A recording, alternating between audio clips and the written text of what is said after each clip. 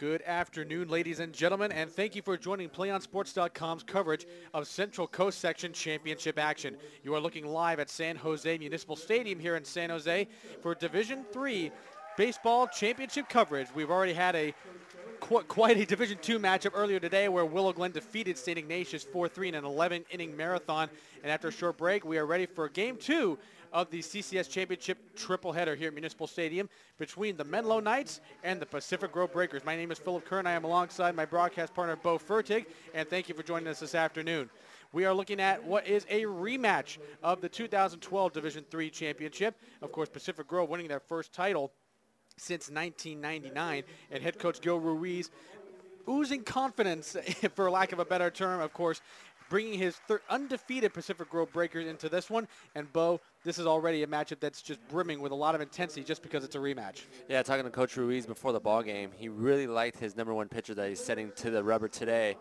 Number 7, Kanyo Cody, tops off at 87 miles per hour. Good movement to his breaking stuff, and we'll change it up with the speed stuff. Good hook as well. And on the other side, you have Marcus, who's actually their number one catcher, but he has pitched in big games, beat MA and beat Scarlet Heart Prep. And their number one, Jack Redmond, will not be available today. He threw 8 innings in the semis, so their Menlo a little low on pitching today. On the other side, PG full go with their number one, Kanyo Cody. Excellent. So let's first talk about the Menlo Knights. They come into this one as the number 5 seed in the Division III bracket.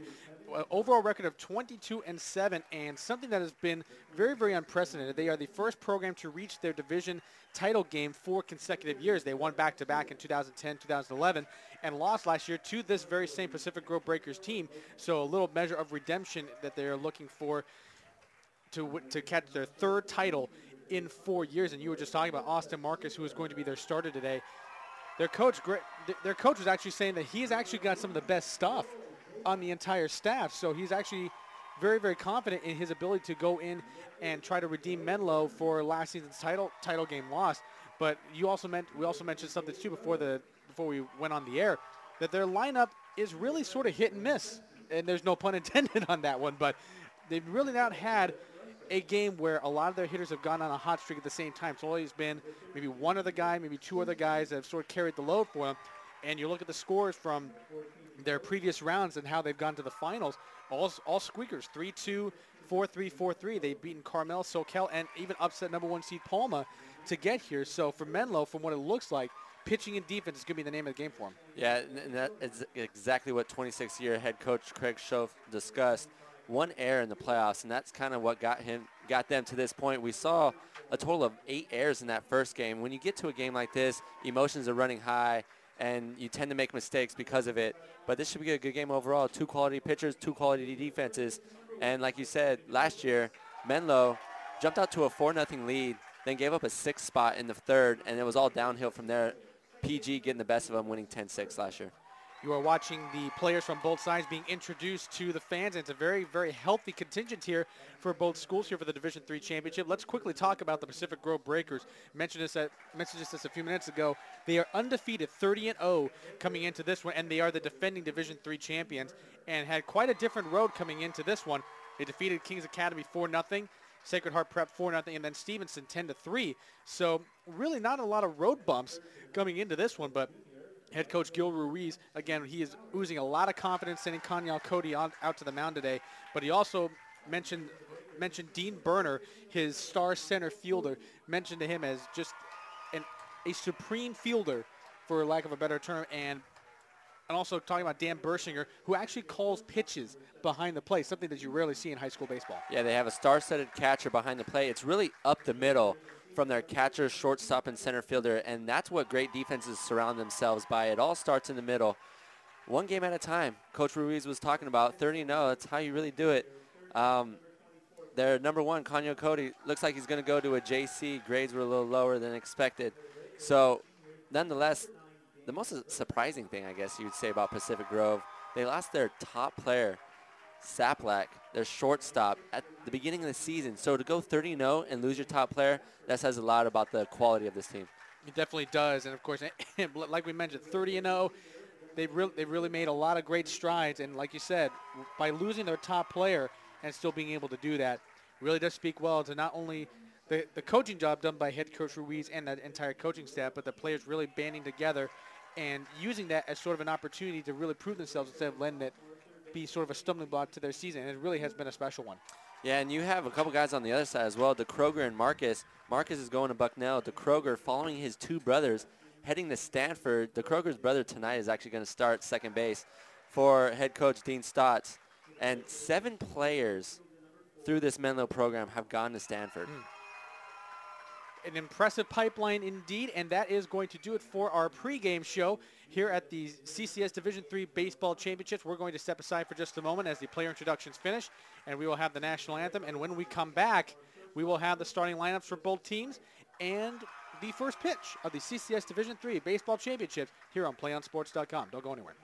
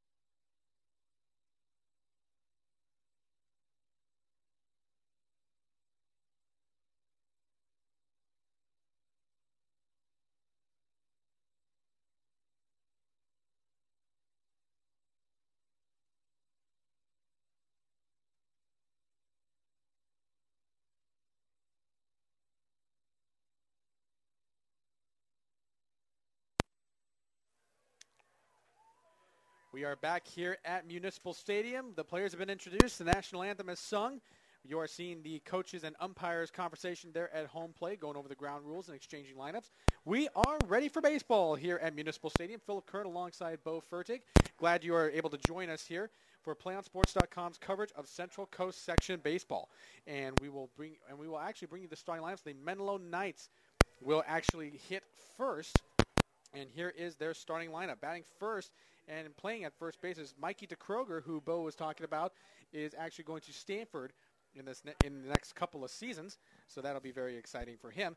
Batting second and pitching will be Austin Marcus. Batting third and playing in right field will be Sam Crowder.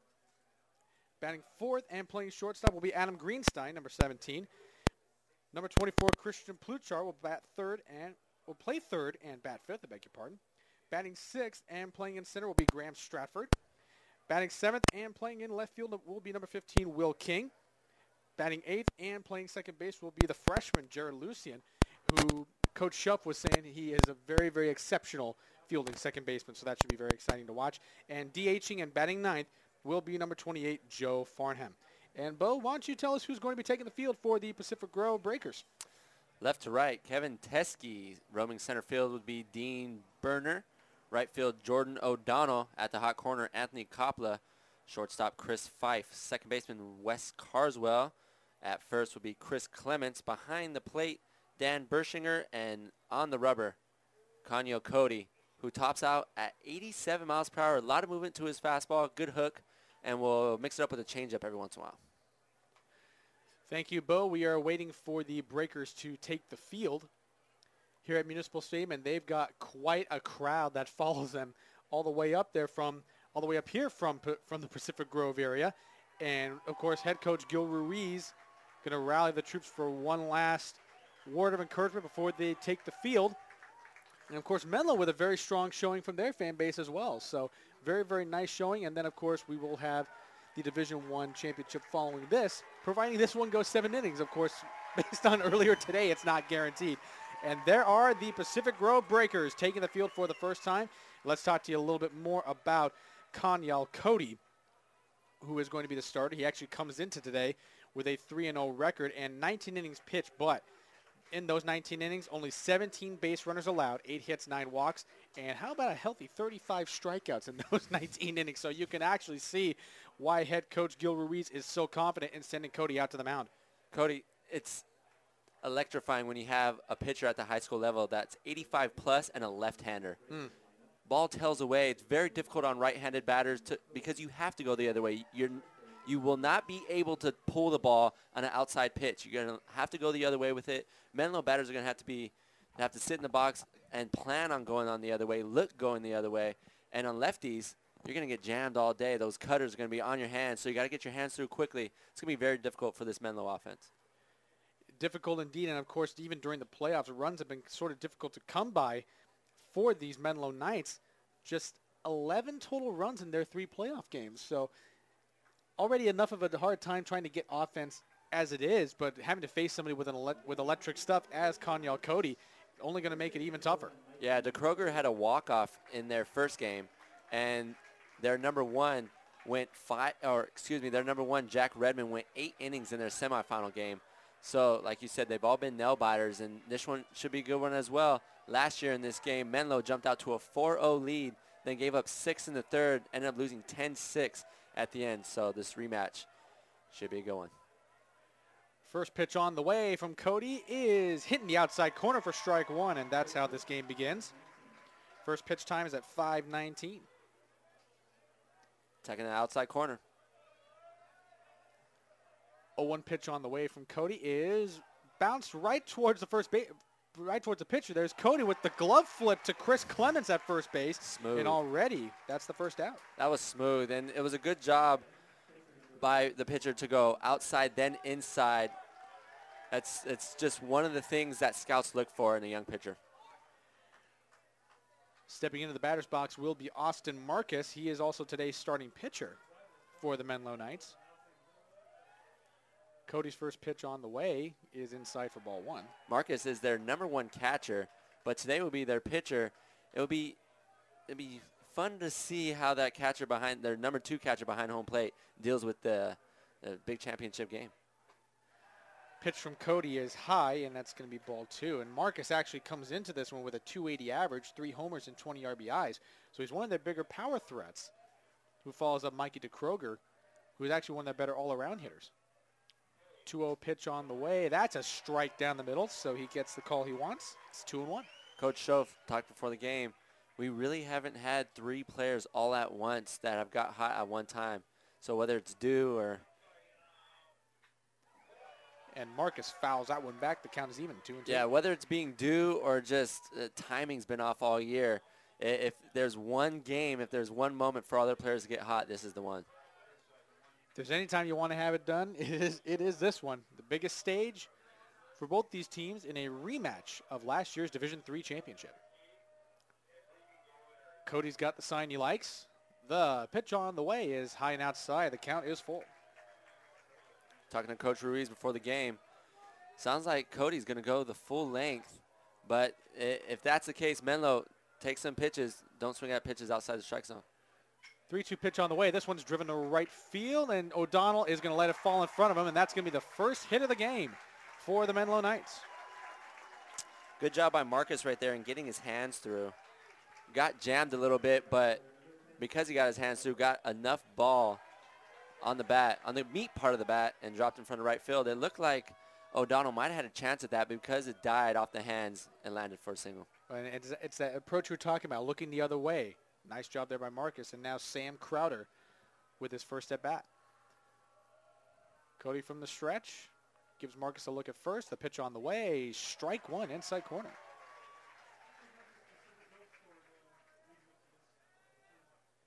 And there you see Crowder getting the sign from third base coach. It's going to be difficult to steal off of Cody today. Quick delivery to the plate. Pitch is a bit high, evens the count at 1-1. Of course, we're still yet to see what kind of speed Marcus has. Of course, you mentioned he is the #1 catcher for the Menlo Knights, so maybe he has the case of catcher's legs.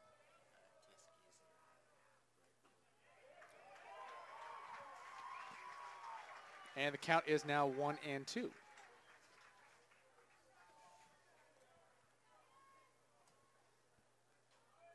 So a little bit of a lineup correction we want to let you know about. Jordan O'Donnell is actually in left field. Kevin Teskey is in right for the Pacific Grove Breakers.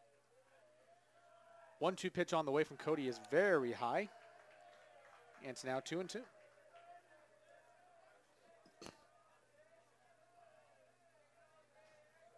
Good job by the #2 and #3 batter working the count right now here early in the first. 2-2 pitch on the way from Cody is high and outside, and he works the count full. And it's really going to be a test of whether Gil Ruiz wants to stretch Kanyal Cody the whole way, expressing a lot of confidence. You even asked him, who's your #2, and he said, we're not going to need him.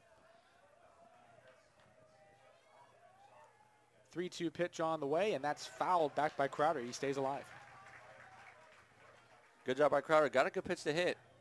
Wait for that mistake pitch. No matter how good of a pitcher you are, you're going to give at least one good pitch each at bat. And that was the one. We'll see if he gets another one with the full count. Oh, with as good as Cody is, you can't expect a lot of those mistakes to come very often. So if you do see one, you got to take full advantage. 3-2 pitch on the way, and that is low for ball 4. So already Kanyal Cody getting himself into a little bit of trouble. He's got 2 guys on with Greenstein coming up. With a quality pitcher on the mound, you need to take advantage of situations like that. The cleanup hitter, guy in first and second, 1 out. You need to put runs up early, as Menlo did last year. Here is the aforementioned Adam Greenstein carrying a .387 average into this one. Not a lot of power threats for Menlo, but they do all have some good batting averages as Cody paints a strike on the outside corner. Yeah, there's not one guy that really stands out in this lineup. They all hit fairly well, but you know, usually when you get to this championship game, you have a couple guys at least hitting in the 4s, maybe close to the 5s. Menlo, none of that. Cody throws it back to second, and the throw nearly gets into center field, but it's not going to matter. Here goes Marcus to third, and even Crowder's going to move up to second. So already a little bit of a mental error there as Cody throws the ball nearly into center field. It was almost a nice play just to keep it into the infield, but Menlo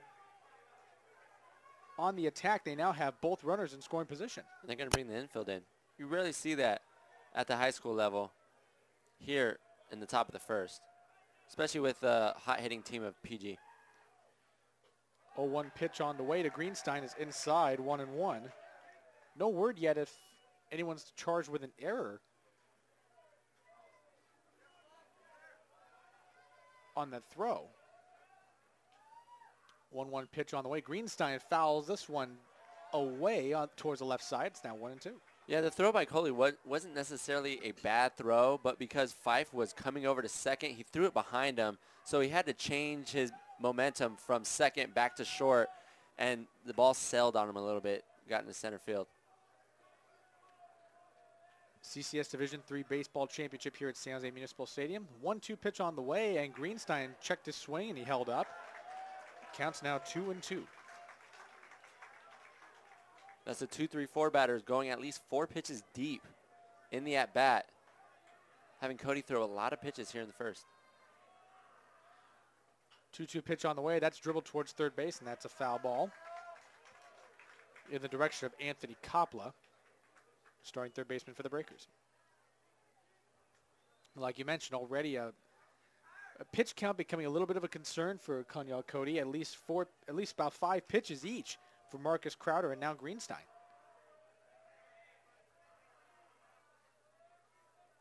And he's been in the stretch for most of this inning. 2-2 pitch on the way. Ooh, tried to backdoor him with that breaking ball. It now works to a full count. Yeah, that breaking ball is just not finding the strike zone right now. And he's having a tough time finding the strike zone with his fastball as well. 3-2 pitch on the way. That one's fouled off again by Greenstein. So he's giving Kanyal Cody everything he can handle. It's not necessarily a bad thing if Greenstein gets on first. It'll have the double play in motion. Nonetheless, you don't want to put another guy on this early in the first. Although you can't help but wonder, had the middle infielder been able to hold on to that throw from Cody, we'd be looking at a whole different situation here. Pitch on the way. That's one towards short. A great diving stop by Chris Fife. The throw to first is not in time, and the runner's going to advance to third, and he is safe. That's Crowder running alertly, and Austin Marquez has scored. Menlo strikes first. Mark that a base hit in your books. Great play by Fife in keeping the ball in the infield. Difficult throw across the diamond. Didn't get it in time with the speedy Greenstein. First and third, 1 out. Still a lot of damage to be done by this Menlo offense here early in the first. Although now the double play threat is back on, and we're just getting a confirmation that there is an error charged on that throw. Yeah, and if there was a guy in first and second, he would have had an easy shot going short to third base. But because there was a runner on second and third, he had to go the long way to first. Difficult throw. Threw a strike, but Greenstein the speedster got down there quickly. Difficult throw, but a very good effort by Chris 5-2 to get that diving stop. 0-1 pitch on the way is low and inside to Christian Pluchar. Pluchar, another member of this Menlo lineup who comes in with a very solid average, 340, and getting the start at third.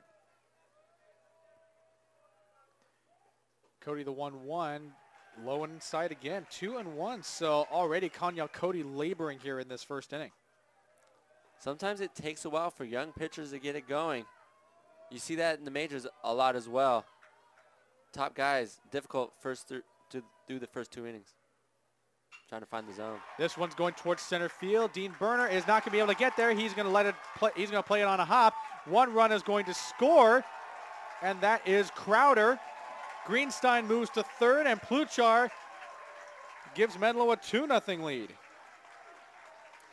And that's one of the downsides of falling down in the count, throwing a lot of pitches. He got that pitch up. Pluchar doing a good job and going the other way with it. Wasn't trying to do too much with that pitch. Just try to get out in the outfield, get a base runner in, and first and third once again with 1 out.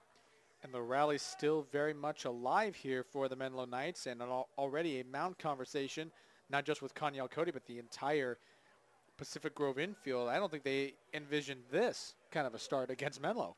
I don't think Coach Ruiz is stressing at all either. He's going to stick with his #1 guy on the mound. He's just telling his team, let's get this out. Let's get a couple outs. We can come back from 2 runs. If that third run comes in, we can come back from 3 runs. But 4 or 5 runs in the top of the first, very difficult to come back, especially when you play a quality team like Menlo.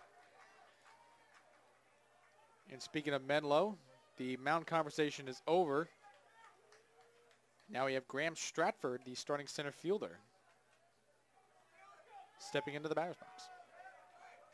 Stratford carrying a .333 average with 19 RBIs to his credit. The first pitch is a strike in the outside quarter from Cody. Greg Schuff, the head coach in the 26th year, I'm sure this is not a surprising start for him. 4th year in a row that they've made this section title game. Only one of 3 schools to do that in history. The other schools being Bellamar and Carmel. So they've been in this position before, and they're taking full advantage of it right now.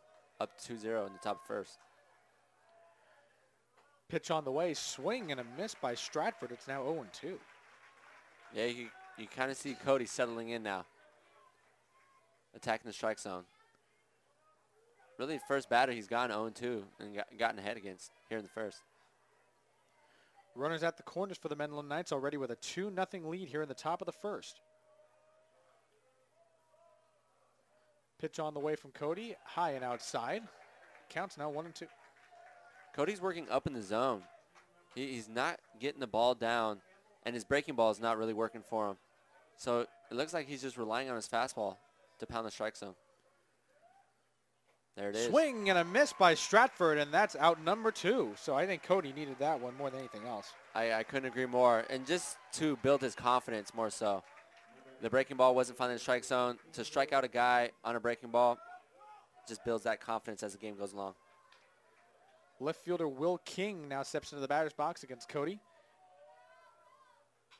And he lines this one, and Copla's going to play it on a hop, throws it to first, and that out on one pitch ends the top half of the inning, but Menlo does strike first, getting 2 runs here, and now Pacific Grove will have some work to do as they will take their first turn up at the batter's box. Good job by Cody in minimizing the damage, only the 2 runs. It's not going to make or break you at this point in time. Do you want to watch more of your school's great matchups like the game you are watching here tonight? Tell your school to sign up for Play On Sports School Broadcast Program. The program allows schools to broadcast all their games and other activities on the web. For more info, go on to playonsports.com/SPB. Once again, for more information about high school broadcast program, go on to playonsports.com/SPB.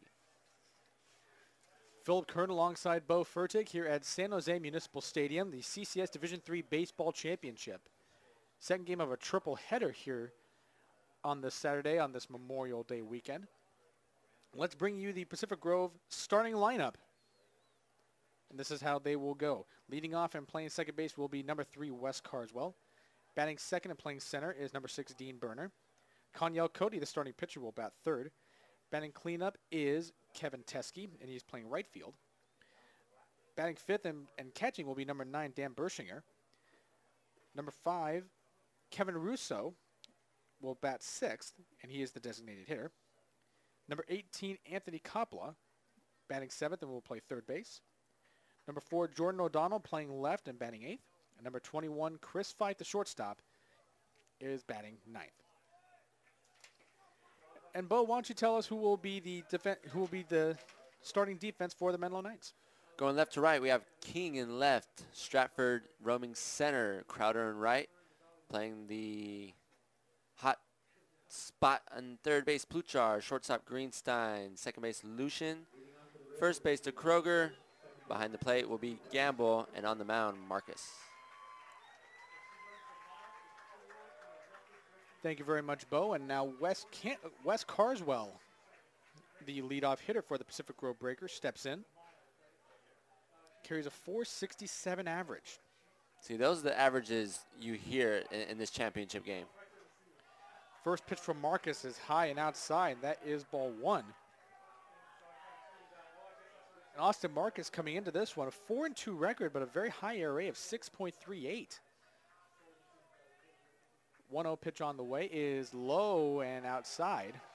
One of the reasons why Coach Ruiz was not stressing out too much in that first inning with his ace on the mound. Of course, Austin Marcus having a hard time with base runners. As the pitch goes way outside, it's now 3-0. Just to give you an idea, in 37 1/3 innings pitched, 28 hits and 48 walks. So that's no bueno. A little issue with control there that's been around for the entire season. And there you see it right there. Oh, but it was a strike. Carswell backed away from the plate. But it looks like that pitch got enough for the inside corner. Home plate umpire gave him one there. I think the Pacific Grove crowd agrees with you. Pitch on the way, and that is ball 4. So already some early problems for Austin Marcus. Well, actually, Coach Schuff said he has the best stuff on the entire pitching staff, but getting to harness that stuff has been a bit of a challenge for him. Yeah, and other than Jack Redmond, their number 1, who threw 8 innings in the semifinal game, they really don't have a number 2 or number 3. Everyone's kind of the same level, but with Marcus coming in.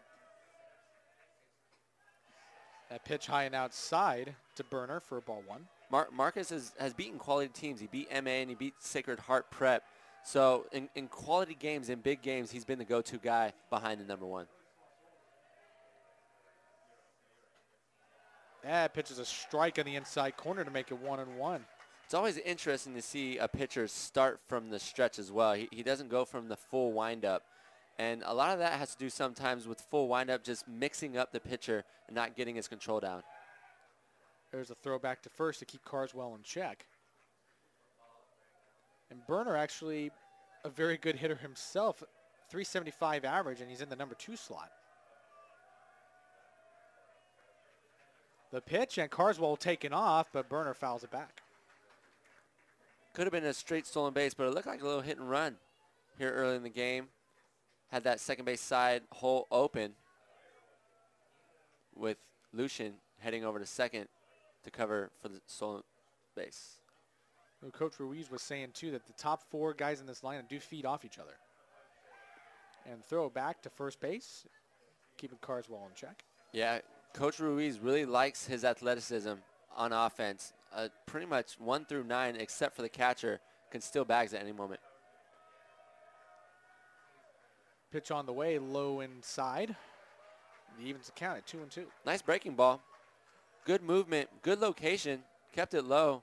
Just a nice eye by Burner and not fishing for that one. Especially that breaking ball that goes towards your back foot. Very hard to lay off of. 2-2 pitch, Carswell running. The throw down to second is way late. Wes Carswell got a good jump on Austin Marcus, and he gets the stolen base. Yeah, the catcher Gamble had a difficult time in gripping that one with the fastball inside and low. He had to reach across the plate, then come back across his body to throw it down to short. Took a lot of time, and a good job by Carswell in reading that pitch.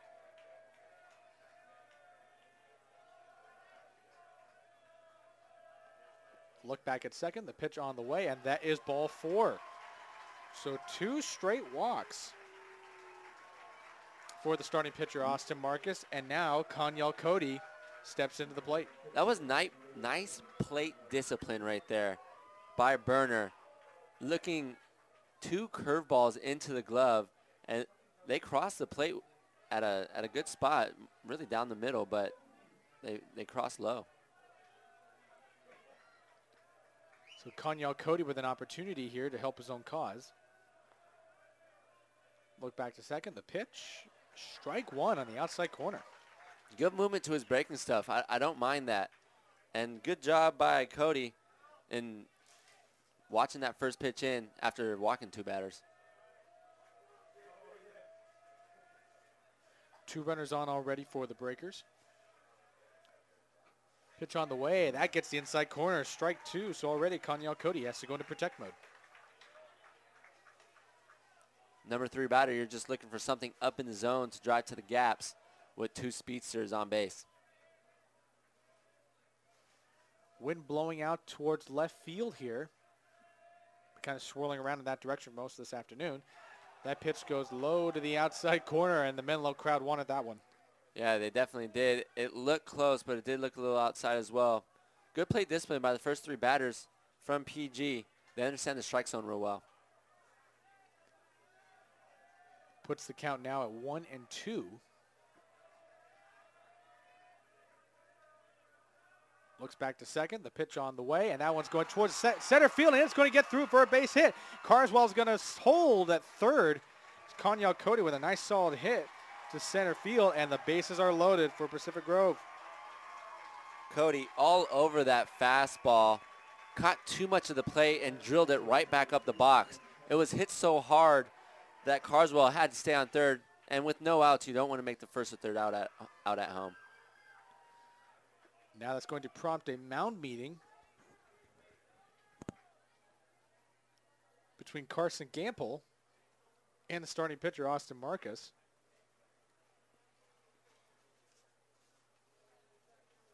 I believe that looked like a Craig Schuff there to have a little conversation with him. Yeah, Coach Schuff. We saw Ruiz do it in the first, calming Cody down, and he's hoping for the same result. Marcus struggling here in the first to find the zone, and we saw that in the first. When you're struggling to find the zone, you're going to leave pitches up in the zone, and those are the pitches to smack, as both teams have done thus far here in the first.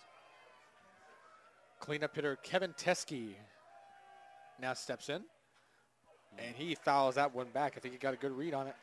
Yeah, Teskey just missed that one. Whenever you foul ball straight back, you just got under it. Timing was there. Saw that ball well.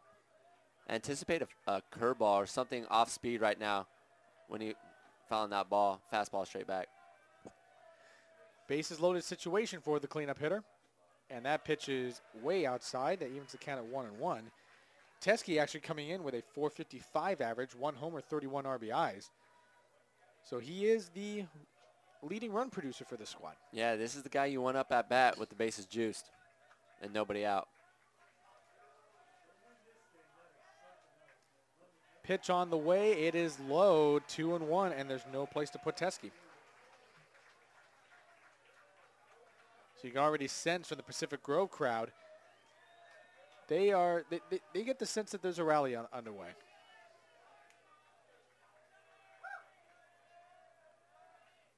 Two-1 on the way. That's grounded right to the pitcher. It gets by Marcus. The throw from short is not going to be anywhere near in time.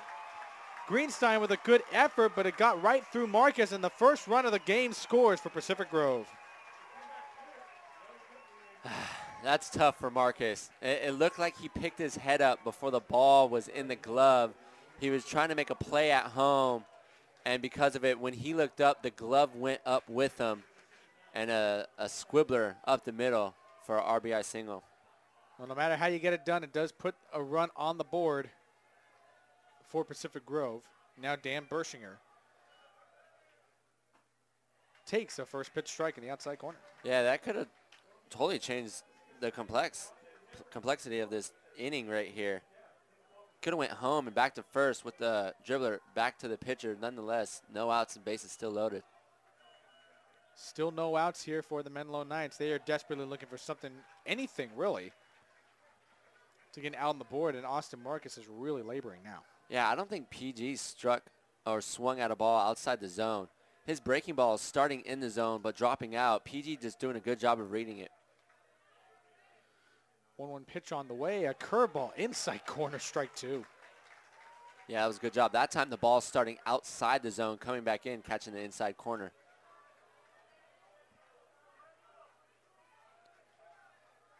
2-1 Menlo here in the first inning. Already been very, very eventful. Pitch on the way. This is going to go into right field. Oh, it's a nice play by Lucian, and he gets the throw to first to Kroger there, but a nice range by Lucian, but the run does score. So basically a 4-3 fielder's choice, but it does tie the game. Good job by Lucian. It was a slow dribbler. Marcus got in on the hands of Bershinger and allowed Lucian to get over in time to get the first out. Sometimes that's all you're looking for a pitcher is get that first out and things start rolling. Kevin Russo showing bunt. He does lay one down, Beautiful. and it's a good bunt. The throw to first is in time, and that is the second out.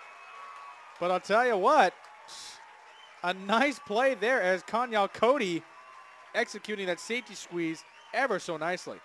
The suicide. You don't see it often, but when it's executed to perfection like that one right there, it's one of the best looking plays in baseball and gives them the 3-2 lead. So those 2 runs that were given up early by their ace, and now they're up still in the first with a runner on third. And that's got to make Kanyal Cody feel really good so far. Anthony Coppola takes the first pitch on the outside corner for a strike. Marcus has a really good breaking ball. You can see the break about 6 inches from all the way up here from our viewpoint. His breaking ball has been very good, although that fastball didn't quite work for him. Count is 1-1, but We've seen it in spurts, though.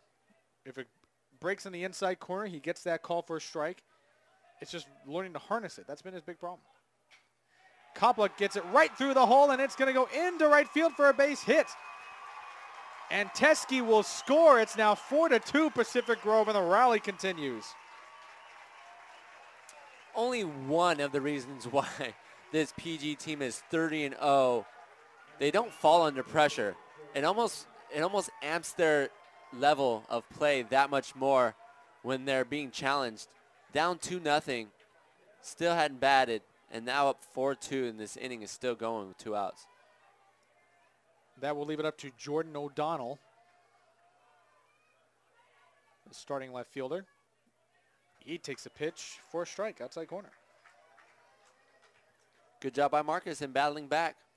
Still a lot of game to be played, only in the first inning. Coppola is on first after his RBI single. And the throw back to first. And Coppola is probably not going to go very far.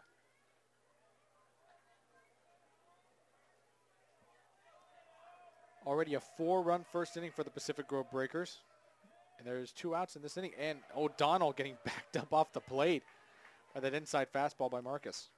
Marcus not afraid to come inside high and tight. We've seen that already a couple times here in the first. Last time he did it, he went outside with a breaking ball. We'll see what happens here. 1-1 count. Coppola with a pretty healthy lead off first base as the count goes to 2-1. We have yet to see Marcus throw over to first as well. So the runner's on first, getting a good read. Great lead at first right now. 2-1 count. Coppola is going to go. The throw to second is going to go into center field. And a nice backup there by Stratford. And if you're Marcus, you have to throw the ball over to first. You have to keep the runners close, especially with the number 2 catcher behind the plate. Marcus, normally they're number 1 behind the plate. Strong arm. When you get to that second or third tier of catchers, it's difficult. That throw to second's not easy. And you saw right there, just overthrew second baseman. It not only requires quickness, but the arm strength as well. Yep. So now the count is at 3-1 with Coppola at second.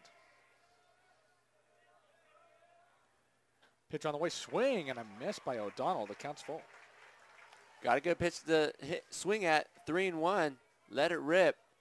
Just got under it.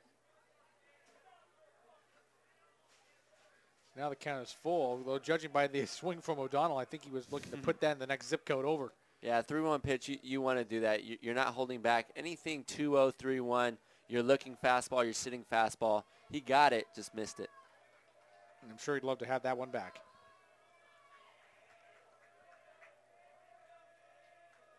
Full count pitch on the way.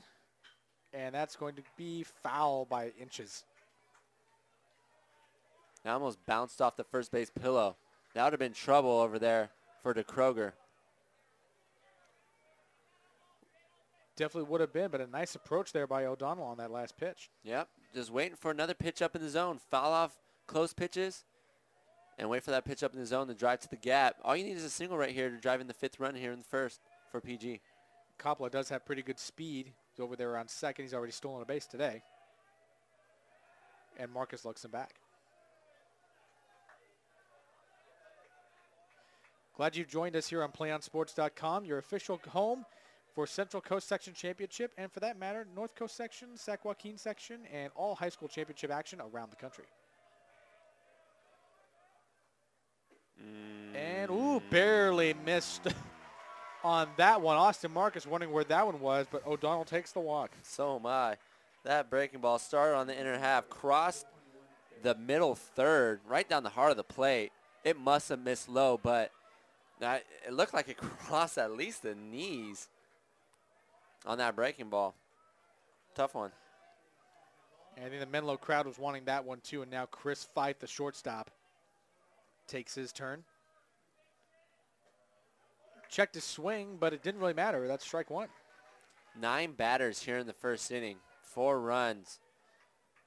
Not what you wanted with a 2-run lead in the top of the first. You'd like to carry that momentum, but PG grabbing that momentum right back with 4 runs and the damage still to be done here in the first. Pitch is outside, and it's now 1-1. Of course, Fife earlier had that nice diving stop, but couldn't quite get the throw over to first. That's what helped Menlo get the first runs of the game on the board. But it seems like so long ago now. Coppola at second, O'Donnell at first. Fife pokes this one into right field, and it's going to get by Crowder, and we're going to run for a while. Coppola will score, O'Donnell will score. Here comes Fife to third, and he is going to have himself a 2-run triple. The rally continues.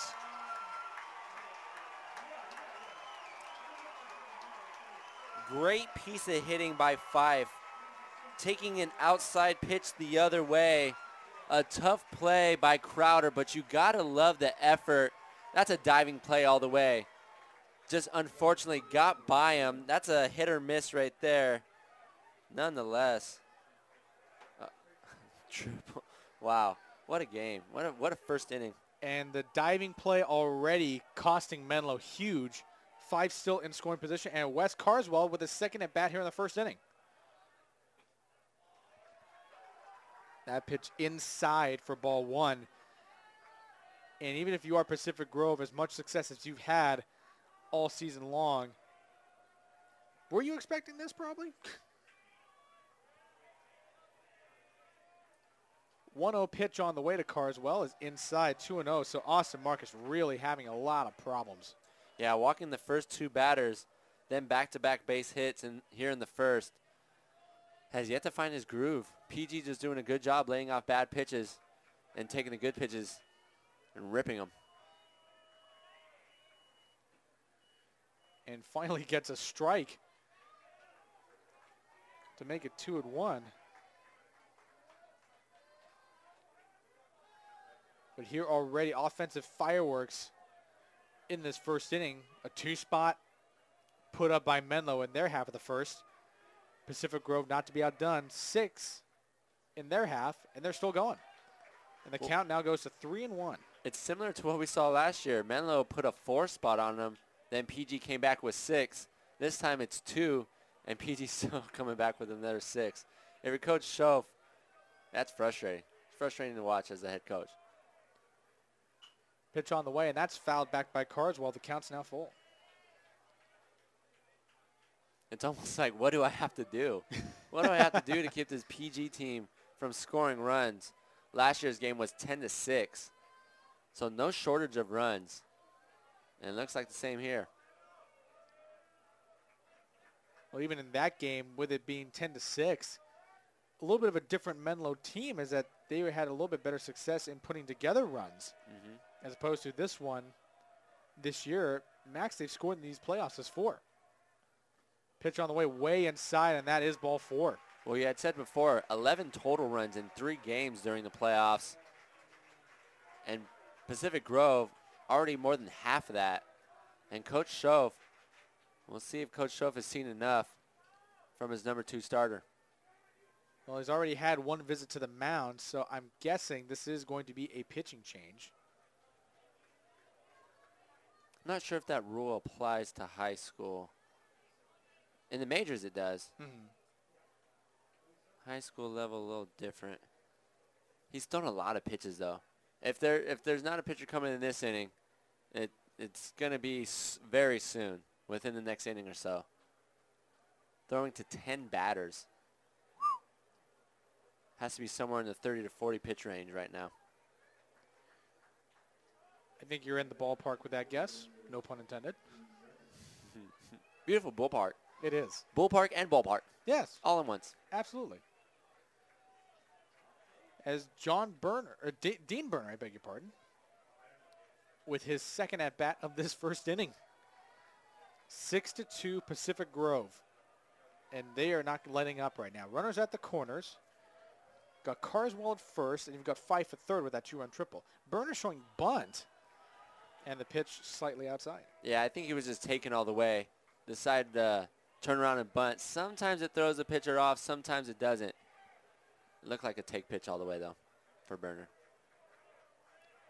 Berner's got the hands high on his batting stance. Thought to be showing bunt. That pitch gets the outside corner for a strike.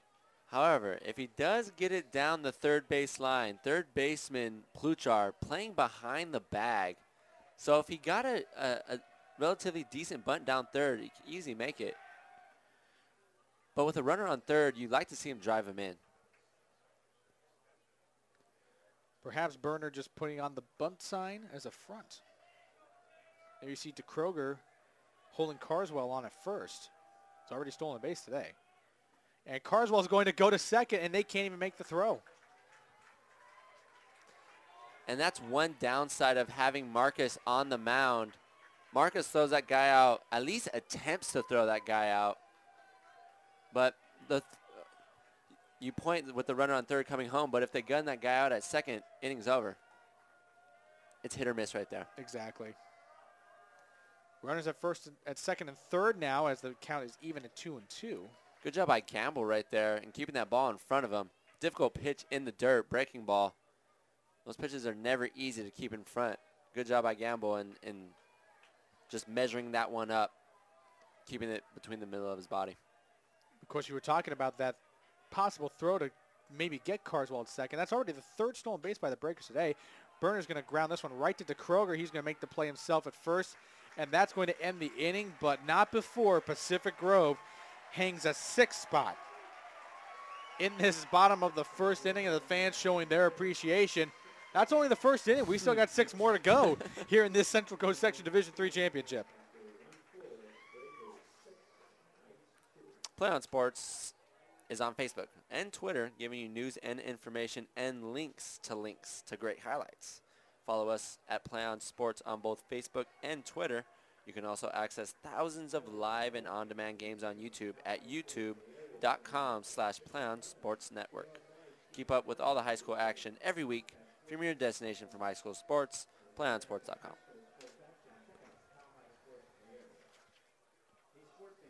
We are now moving to the top of the second here at San Jose Municipal Stadium, the home of the Class A advanced affiliate of the San Francisco Giants, the San Jose Giants, and San Jose Giants themselves having a lot of success recently. As you can see from the video camera vantage point, all those championship flags flying out from beyond center field. Yeah, winning it in 2010, 2009, and 2007. And Giants winning a couple World Series throughout that stretch as well. Quality ball club. This millennium's been good to that organization. Yeah, so has Bruce Bochy. Exactly.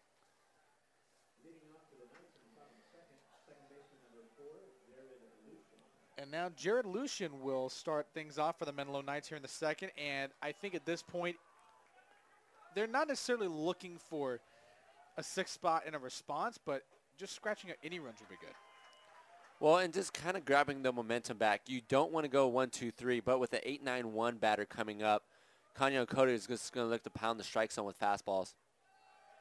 And that pitch gets by Dan Bershinger and evens the count.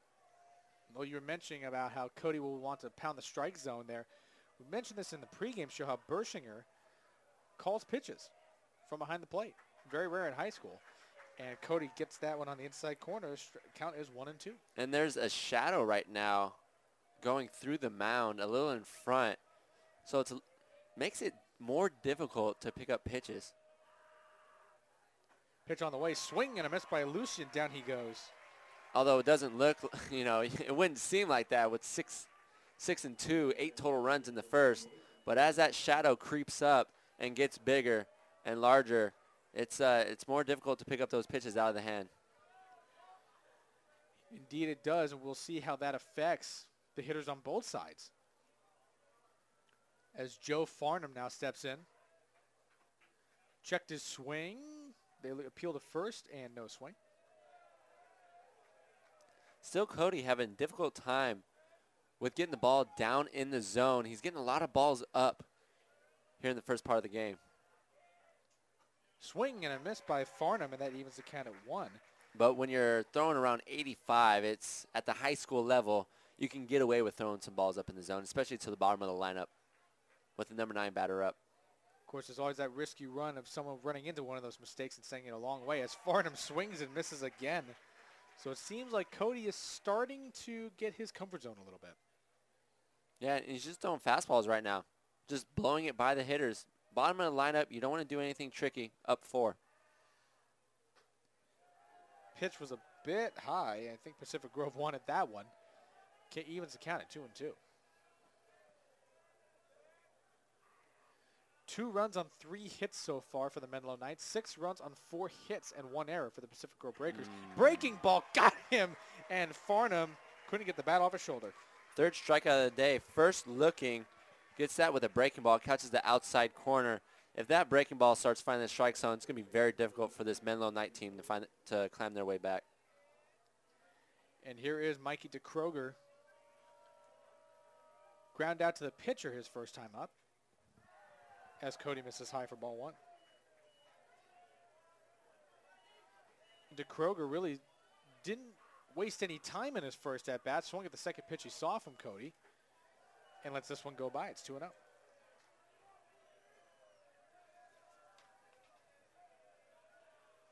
This is the batter you went up with 2 outs and nobody on. As DeKroger, their best hitter. And that pitch goes to the outside. It's now 3-0. You were talking about DeKroger being one of the best hitters. Talked about it after he grounded out. 389 average. So definitely one of the more consistent threats as Cody finally gets the strike zone. DeKroger heading to Stanford next year, following the footsteps of both of his brothers. One of 7 players to go to Stanford throughout this program. And Cody will walk DeKroger. And if you're Cody, shake that off. You walk their best hitter. There's still 2 outs. You need a ball somewhere in the gap to get DeKroger around. So at this point, really 2 hits to get a run across. And even if that is the case, you're still up by 3. So attack the strike zone. The problem is with the top of the lineup, he's falling behind batters. So he's finding himself climbing back in the zone. There's a first pitch strike to the ever-embattled Austin Marcus, who would love to put that first inning behind him and probably could do so with a good at-bat here. Pitch on the way, swing and a miss by Marcus. He's quickly down 0-2. Marcus took an inside fastball the other way for a single. Ended up scoring for the first run for Menlo. And Cody starting off with 2 breaking balls, 1 in zone, 1 out of the zone. Marcus unable to hold back on that last one. Ooh, Cody tried to get him with that paralysis fastball there on the outside corner. It was a good idea, but the ump wasn't buying it. Yeah, you can see the velocity picking up as well. The longer Cody goes, the better his pitches are going to get. A little bit of a dupe sort of pickoff move there. And that's going to get lined into left field for a base hit. So Menlo keeps their half of the inning alive as Austin Marcus gets his second hit of the afternoon. Cody tried to speed that one up and almost took himself out of his groove right there. And Marcus, with his second hit, first one to right, this one to left. First and second, 2 outs. You got to take advantage with the heart of the lineup coming up. The heart of the lineup will start with Sam Crowder, who made a dive for Chris Five's ball in right field, and it led to a triple. And he swings and misses for a 0-1 count.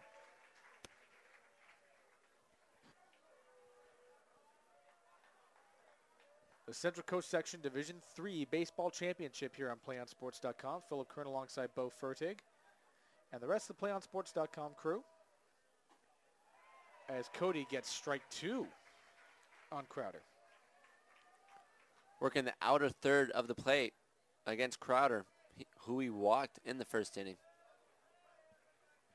6-2 Pacific Grove here in the top of the second. Cody with a pitch. It's a bit high. And I think some of the Pacific Grove faithful wanted that one too, but I think they can live with a missed call every now and then right now after that 6 spot their team put up in the first inning. Look back at second, and the swing and a miss by Crowder. Ball picked up by Bershinger, and he throws the first to end the inning. So even though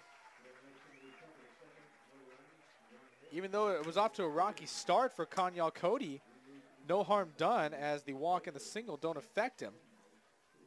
We will go now to the bottom of the second. Pacific Grove still up, 6-2. You want to watch more of your school's great matchups like the game you're enjoying here tonight? Tell your school to sign up for the Play On Sports School Broadcast Program. The program allows schools to broadcast all their games and all other activities on the web. For more information, go to playonsports.com/SPB. Once again, for all the information for Sports School Broadcast Program, go to playonsports.com/SPB. Is now the bottom of the second here at San Jose Municipal Stadium. In case you're just joining us, you've already missed quite a bit of offensive fireworks here in the first inning. Menlo got everything started with a 2-run spot at the top of the first. And then all of a sudden, here came Pacific Grove with a 6th spot of their own. They'll have a chance to add to it.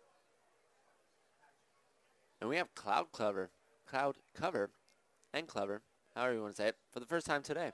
Should be interesting as the day moves along. The wind seems to pick up, blowing straight out to left field and straight out to right field.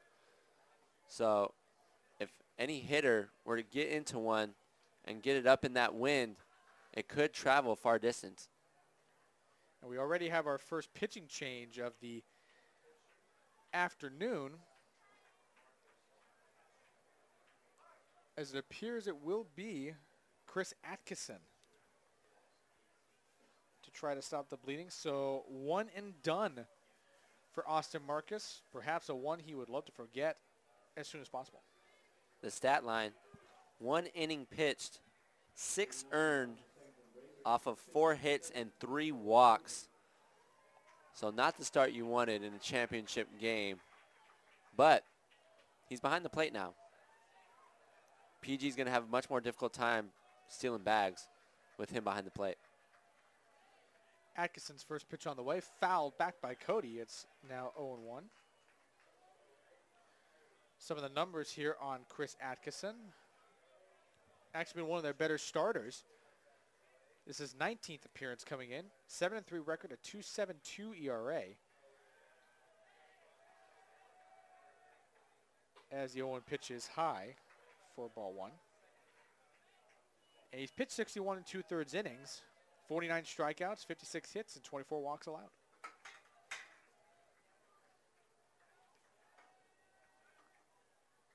Atkinson tried to plant that curveball in there, and it caught dirt, so it's now 2-1. Good movement to that breaking ball. Cody has a great plate presence. Stands real tall, hugs the plate. And that pitch gets the outside corner. It's now 2-2. And Cody, not only a very talented pitcher, but he handles the bat pretty well, 4.14 average. Yeah, I'd say that's pretty good. Which begs the question, what position will he play at the next level? You were talking about how he's going to one of the top JCs in the country. And we were even talking about this too. Perhaps he might get drafted. Yeah, before he hits the university level. Wouldn't be surprising. And that curveball, oh, Atkinson wondering where that missed. And to be honest with you, I'm kind of wondering too. That looked pretty good. Count is now full.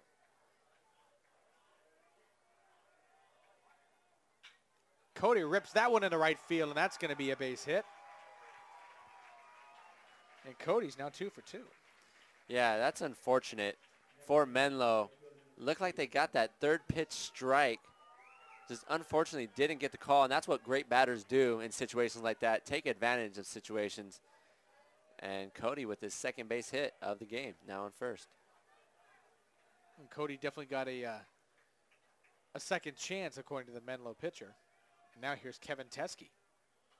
And he fouls that breaking ball back. It's 0-1. Teskey singled in the first, was the 4th runner to cross the plate for Pacific Grove in the first inning.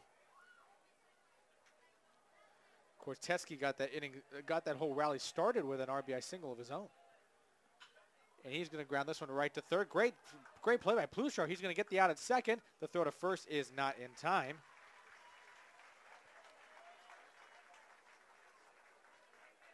Yeah, a good job by Pluchar in staying with that pitch. That ball kind of kicked up on him, had a funny hop, and got the out at second, got the lead runner. It was a nice idea to try to turn that double play, but Lucian couldn't get the turn in enough time, and Teskey with some good speed, it was going to be impossible to begin with. And now here's Dan Bershinger with 1 out and a runner on first. And he lofts this one high towards center field. Stratford is under it. Just missed that one. And he makes the catch. That ball caught the middle of the plate. Bershinger dropped his shoulder just a little bit, tried to crush that one in the gap, but just didn't get enough of it, popped that one up. So now with 2 down and Teskey on first, Kevin Russo will step in. He actually had a sacrifice to keep the inning alive. Yeah, suicide squeeze. Perfected well, or executed well, excuse me. Executed to perfection. Yeah, you can say that too. There you go. 1-0 count now to Russo. He takes that one low and inside for ball 2. Yeah, Russo, good with the stick. He's a designated hitter, so he's in there for one reason. It's rare that you see a designated hitter go up to bunt on a suicide squeeze, but when you're that good with the stick, you'll take runs any way you can get it. And Russo grounds this one to Pluchar. He's going to go to second for the force, and he does get it, and that will do it. So no harm done as Menlo finally gets a 0 to hang on the Pacific Grove line score. So at the end of 2, it is Pacific Grove 6, Menlo 2.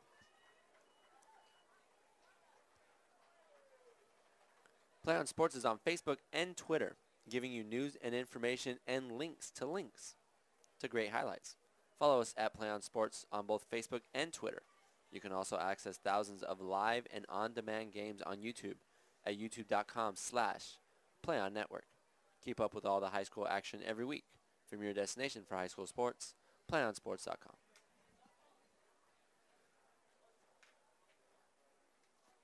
Is now the top of the 3rd inning here at Municipal Stadium. Pacific Grove up 6-2.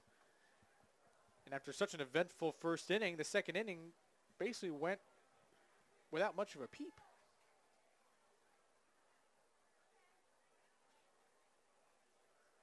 As the crowd now is, in fact, settling in, some actually trying to get their seats for the 3rd game of our triple header here on PlayOnSports.com.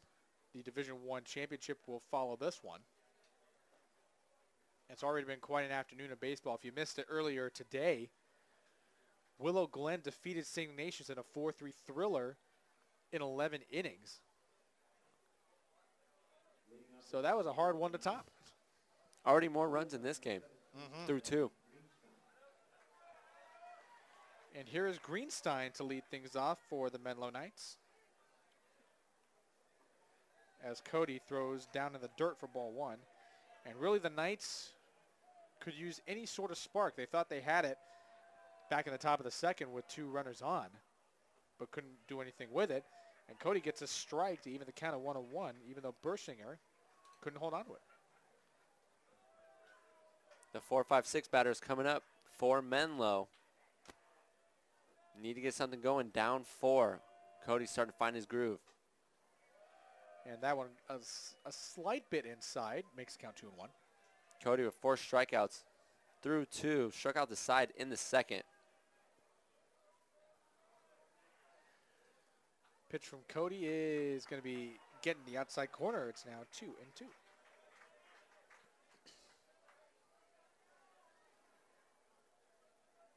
Or it's 1-2, I beg your pardon.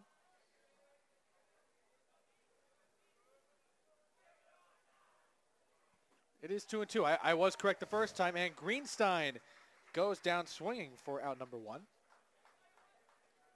You mentioned the strikeout ratio. Yes. He's on pace once again. 5 strikeouts through 2 1/3. Impressive numbers so far for Cody, especially after that rocky first inning that he had. And Pluchar swings and misses for strike 1. Yeah, it's the heart of a true champion. When you're down and out, what do you do to come back? How do you, What are you going to do? And he's pitching well right now. He just misses the outside corner on that one. It's 1-1. And really, you brought this up. I mean, Cody really could have folded after that first inning, saying, oh, I lost the chance for a shutout already. He really could have packed it in, but he stayed mentally tough as that ball's inside for a 2-1 count. Well, your confidence is always there, especially when you know your team can produce some runs. It doesn't put you in a bind quite yet, only allowing 2. And we've seen that. We really haven't seen Cody put his head down or look lethargic at all. He's still bringing it. 3-1 pitch on the way to Pluchar, and that did miss. I don't know where, but it is ball 4. So Christian Pluchar gets on base. Perhaps the start of another rally. And that will bring up Graham Stratford.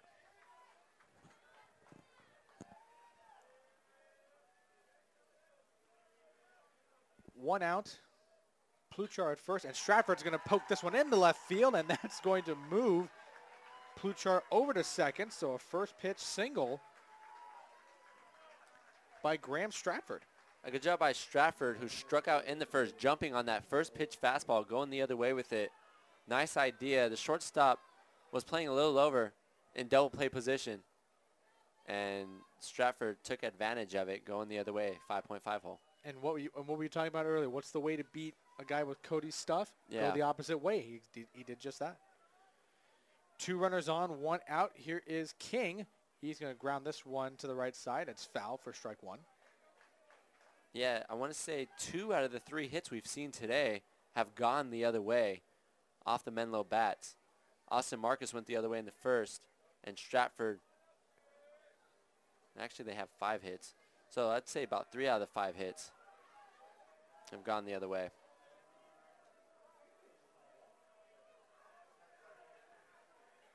The 1-0 pitch on the way is outside.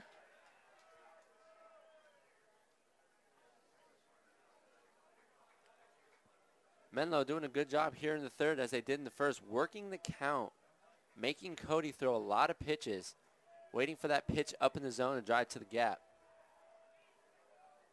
1-1 pitch on the way to Will King. It just missed on the outside corner. The count's now 2-1. Situation right now, Christian Pluchar is at second. He was advanced over after Graham Stratford singled in the left. And Cody finally gets the outside corner to even the count at 2-2. So already another opportunity for Menlo to cut into this lead and try to get something going after Pacific Grove hung that 6th spot in the bottom of the first and knocked Austin Marcus out of the game. And that pitch is in the dirt. The count's now full.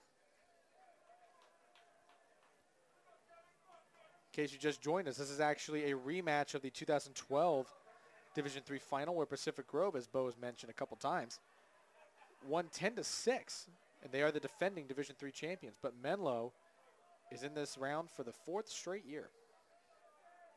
3-2 pitch on the way. That is ball 4, and now the bases are loaded.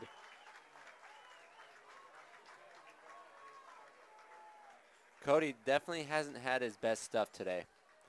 But now facing the bottom of the lineup, the 8-9 batters who he struck out in back-to-back at-bats for his 2nd and 3rd K of the day. Well, he's definitely fighting, that's for sure. As that pitch to Lucian is over the outside corner for a strike. Bases are loaded. Pluchar third, Stratford at second, King at first with a walk. As Lucian fouls that one away. Counts now 0-2. With the bases loaded and breaking ball count coming up, Bershinger going to need to do a good job of keeping the ball in front of him. Pitch is high at 1-2. And just with the way Municipal Stadium is structured, going down Alma Street, you choose to park in that street, you basically are taking your car's life into your own hands. 1-2 count. Cody gets him looking for strike 3. And boy, Conyell Cody needed that one. 6th strikeout on the day. It looked like the ball crossed the outer half of the plate. It looks like we have a pinch hitter. We do. It is going to be Glenn Baxter stepping in. Joe Farnham started out as the designated hitter. So now Baxter will get his first opportunity.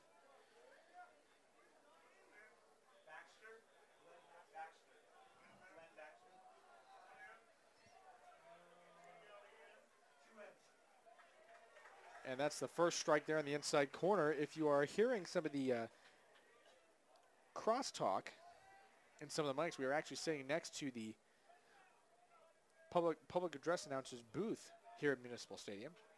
And Baxter fouls that one back. It's now 0-2. So Kanyal Cody, even in spite of it all, is one strike away from escaping with no damage. He got out of a mini jam in the first, only allowing 2 runs. And a swing and a foul by Baxter, so he stays alive.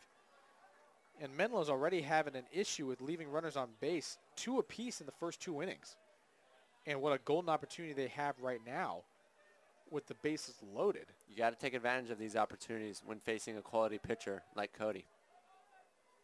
Especially when Cody, as you mentioned, is struggling, not having his best stuff, and yet he's fighting, and he is really giving these hitters all they can handle. Pitch on the way. This one is bounced right to Coppola. Throw to first, and it is in time. So an opportunity wasted for the Menlo Knights. They leave 3 on here in the top of the 3rd inning. And the frustrations continue to mount there in the batter's box for the Knights as Pacific Grove will get their turn going to the bottom of the 3rd, up 6-2. You want to watch more of your school's great matchups like the game you are enjoying here today? Tell your school to sign up for Play On Sports School Broadcast Program. The program allows schools to broadcast all their games and other activities on the web. Once again, tell your school to sign up for Play On Sports School Broadcast Program.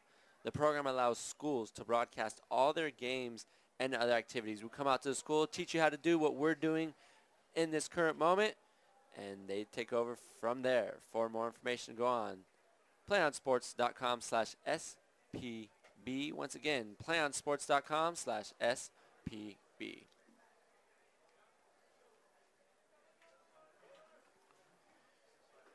You're heading into the bottom of the 3rd of the CCS Division III Baseball Championship.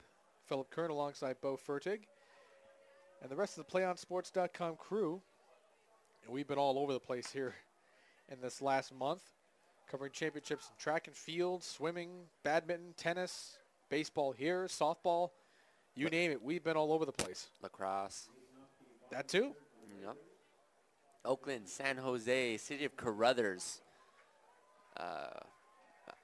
I could name many more, but I'm not from the area. We've been all over the place. Places who I've never even been. Never even known baseball existed. Well, we won't have to worry about this town. They definitely know baseball is very much a part of the city. Anthony Coppola takes first pitch ball. And that pitch gets the outside corner. So it evens the count at 1-1.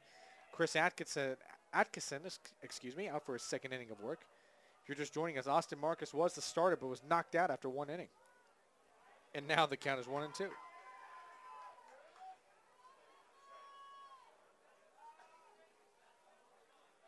Austin Marcus with a very, very rough first inning. Faced 11 hitters, just the 1 inning. Ooh, Atkinson almost got Coppola to fish for that breaking ball, but he held up his swing. Yeah, it all started when Marcus walked the first 2 batters. He never really found his groove after that. Back-to-back base hits, RBIs, suicide, RBI, and then a triple to bring in the 6th run.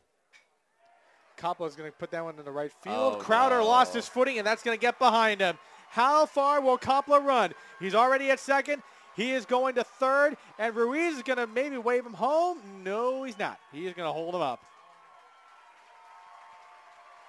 So a triple for Anthony Coppola, And the misadventures of Sam Crowder continue in right field. That ball was smoked the other way.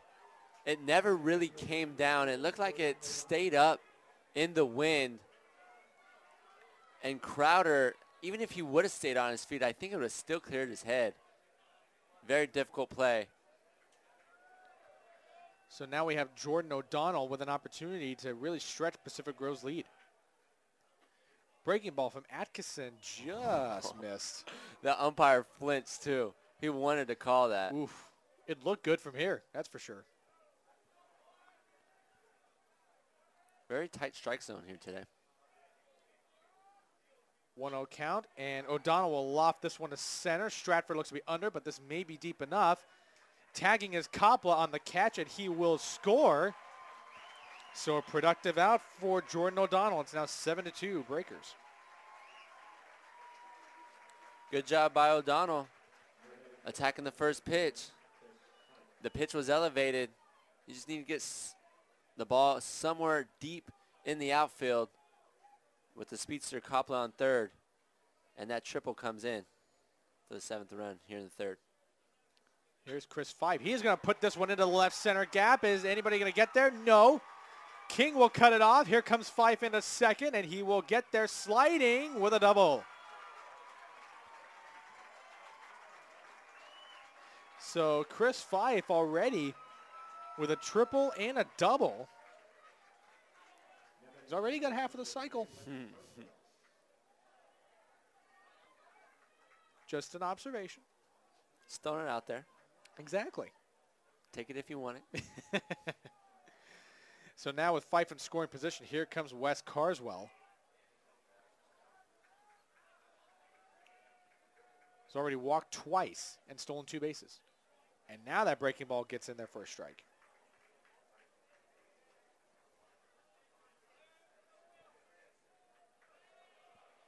Carswell walked in the 1st and 2nd with 2 stolen bases as well. Been very effective through his first 2 at-bats. Been very efficient as Carswell fights that one off down the left field line, and that's a foul ball. It's now 0-2.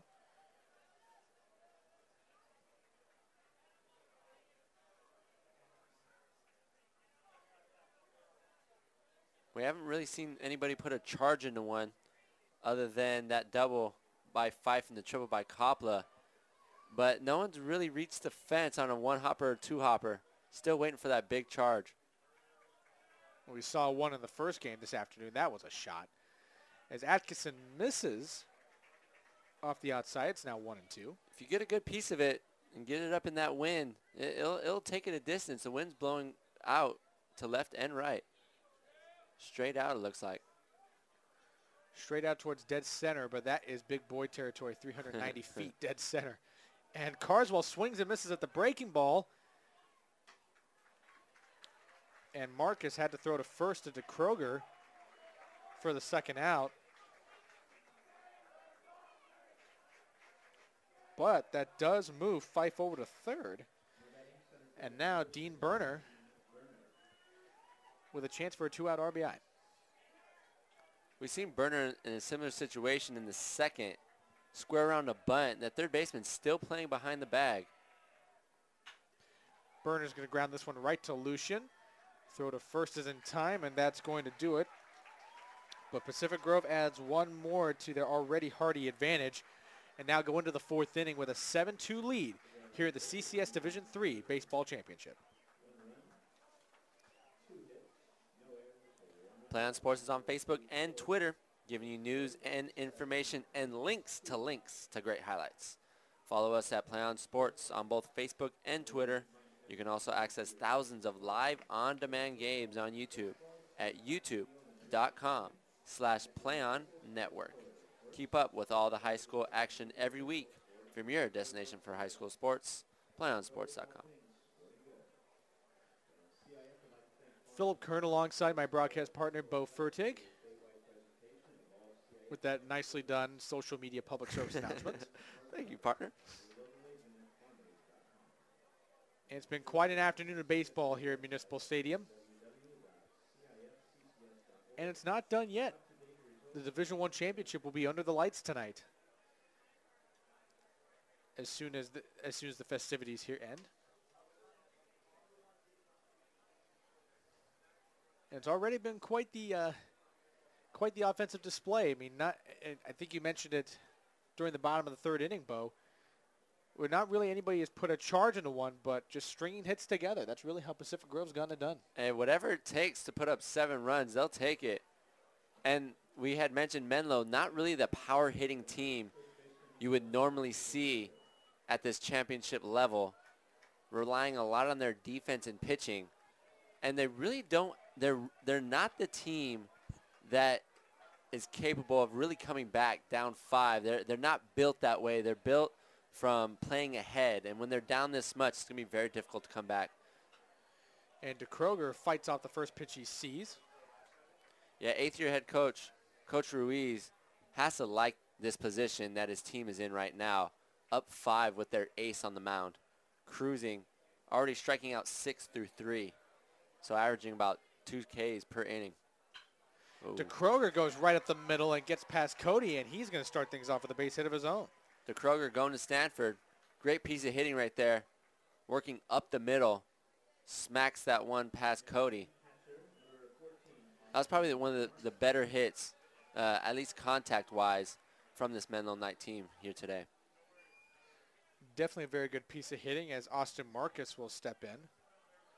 He himself already has 2 hits on this afternoon.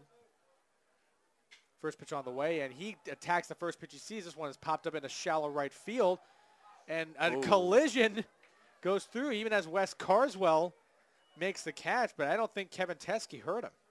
We've seen that a few times. Even in that first game, we saw that, and I think the dimensions of the field are giving these fielders some difficulties, just not really understanding where they're at. Fences, 320 down the lines, 380 in the gaps. It's a big field at the high school level, and a lot of these guys are playing in, so the dimensions are it seems like they're tripping them up a little bit. Very well could be the case as Sam Crowder takes a first pitch strike. And I think you really have to draw straws for this Menlo team as to who has had the tougher day, if it was Austin Marcus or if it was Sam Crowder.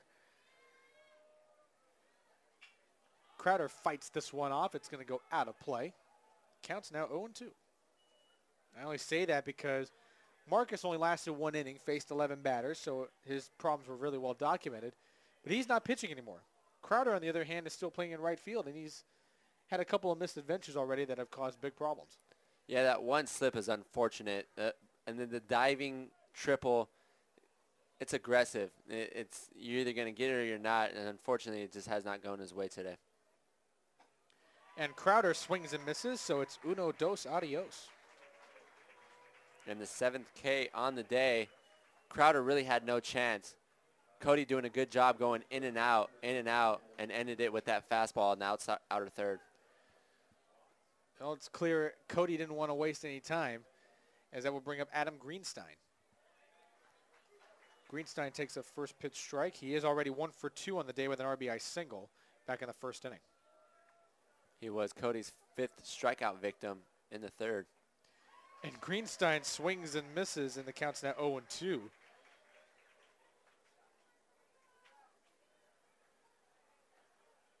And Kanyal Cody, even without his best stuff, he's still racking up strikeout victims.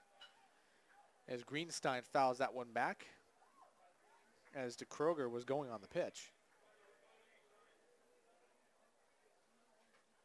And really with 2 outs, you can probably expect DeKroger just to go on contact.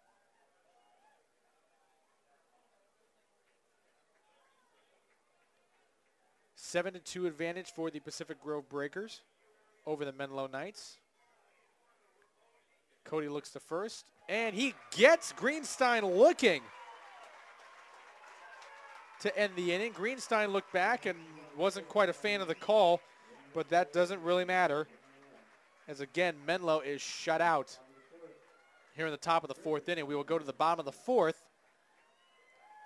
for Pacific Grove. They are ahead 7-2.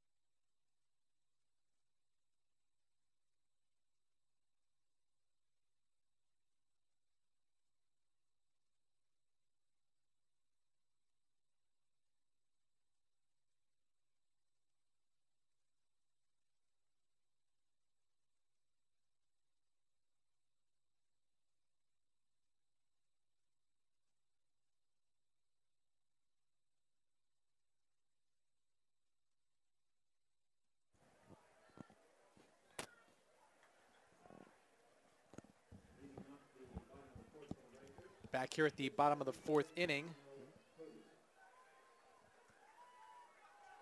at the Division III Baseball Championship. Pacific Grove with a 7-2 advantage as Kanyal Cody will lead off. Chris Atkinson out for his third inning of work, and Cody takes ball one. Yeah, not the best pitching day for Cody, but 2 for 2 in 2 plate appearances. Both singles coming around to score in the first.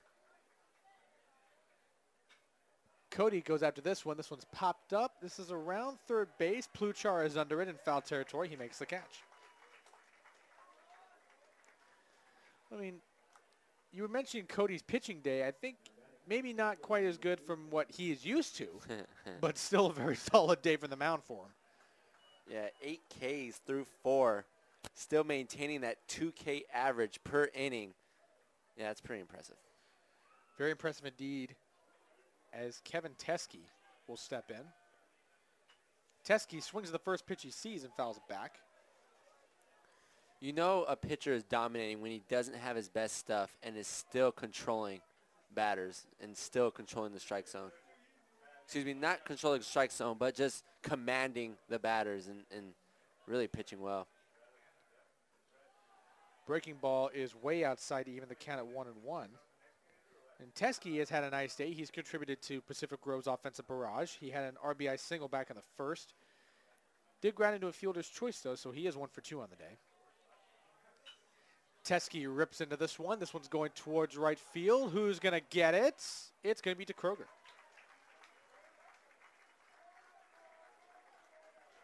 So already 2 down with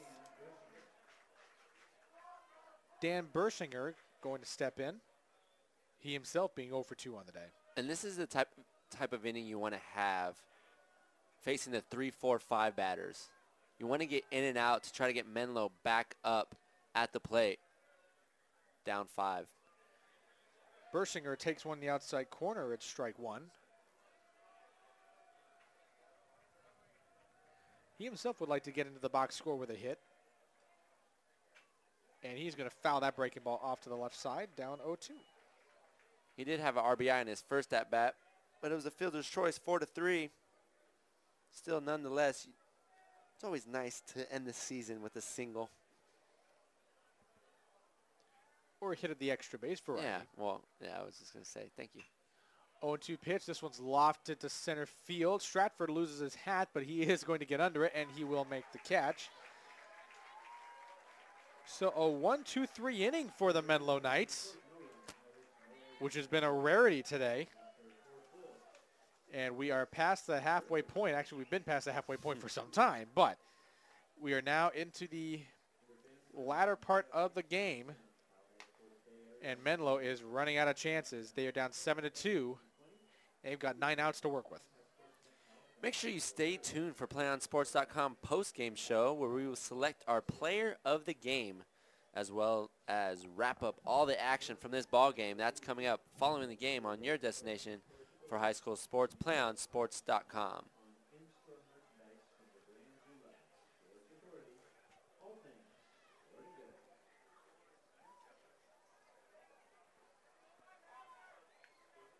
And we've got a bit of a change here as we go into the top of the 5th. Kanyal Cody is no longer pitching, so his day is done from the mound, but a very nice outing for him.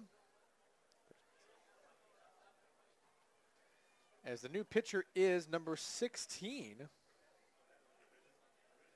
Chris Clements.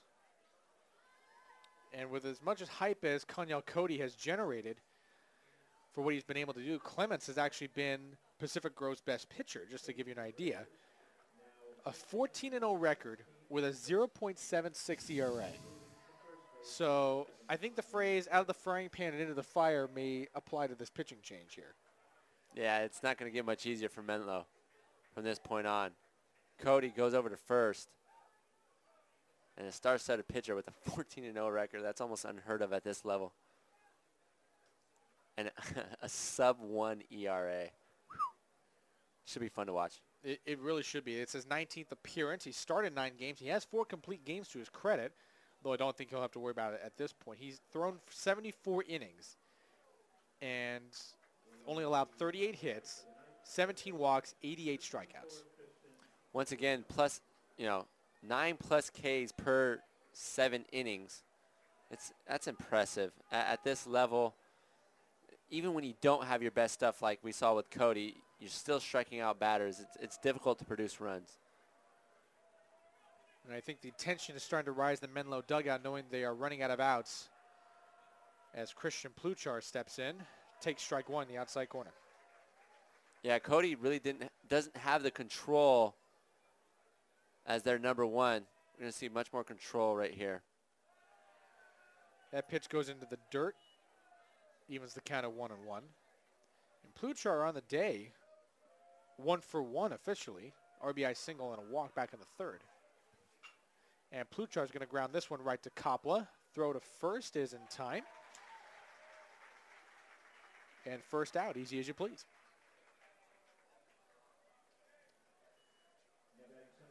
So now that will bring up center fielder Graham Stratford. 1 for 2 on the day on his own accord. Swinging strikeout back in the first, but he did get a single back in the third. As it looks like Clemens is starting to get settled in. Pitch low in the dirt for ball one.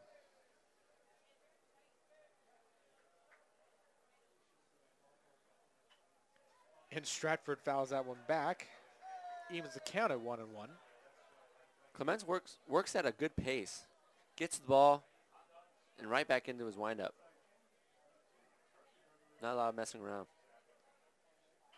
Very straightforward as Stratford grounds this one, and it is foul. That's now 1-2. And you mentioned about having a good pace as a pitcher, and you know who really appreciates it is the defense behind you. Yes. They don't like somebody who takes their time and sort of drags everything out because... Keeps your defense on toes. Exactly. Pitch on the way and doesn't get the outside corner. That evens the count. Menlo crowd very, very subdued right now, and for good reason. Stratford grounds this one to second, and very close, and they don't get the throw in time. Little miscommunication as Kanyal Cody went to field it. Wes Carswell ended up with it. Clemens was going over to first to cover, and in that confusion, Stratford has an infield single. The stat line for Cody goes as such. 4 innings, allowing 5 hits and 3 walks, striking out 8 and on 2 earned runs. So Clements, the first pitch to Will King is inside for ball one.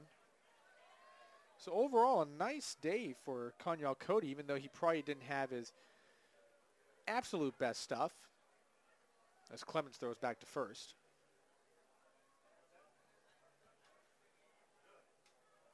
But as you're seeing, once Cody got through that first inning, he did pitch very well. Mm-hmm. And King is going to line this one into center, and it's going to fall for a base hit. Stratford's going to try and challenge and go to third. The throw is cut off, and King will go to second on the throw. And so now Menlo actually has something going here. Nice base running by King. The shortstop came over to get the cutoff, and the second baseman nowhere to be found. It almost looked like they were trying to like a relay for a double, but it was a single all the way through. The second baseman just not getting over to second. And good job by King in getting over. It's considered a single. And we have a lineup change for you, as Jared Lucian has been switched out for Joe Klein. So Klein with an opportunity to really help Menlo get back into this one. Clemens' first pitch is a strike. Ducks on the pond. You got to take advantage of situations like this, especially here in the latter part of the game. As that pitch goes down into the dirt, even at 1-1. And, of course, Menlo has not been without opportunities. I mean, we've talked about this already. They've left runners on base in every inning as Klein fouls that one back. And you go back, they left 2 on in the first, 2 on in the second, 3 on in the third, and then 1 on in the fourth. So you add that all up, eight runners left on base in these first 4 innings. And Clemens gets Klein looking. So a very rough pinch hitting appearance by Joe Klein. And now that brings up Glenn Baxter.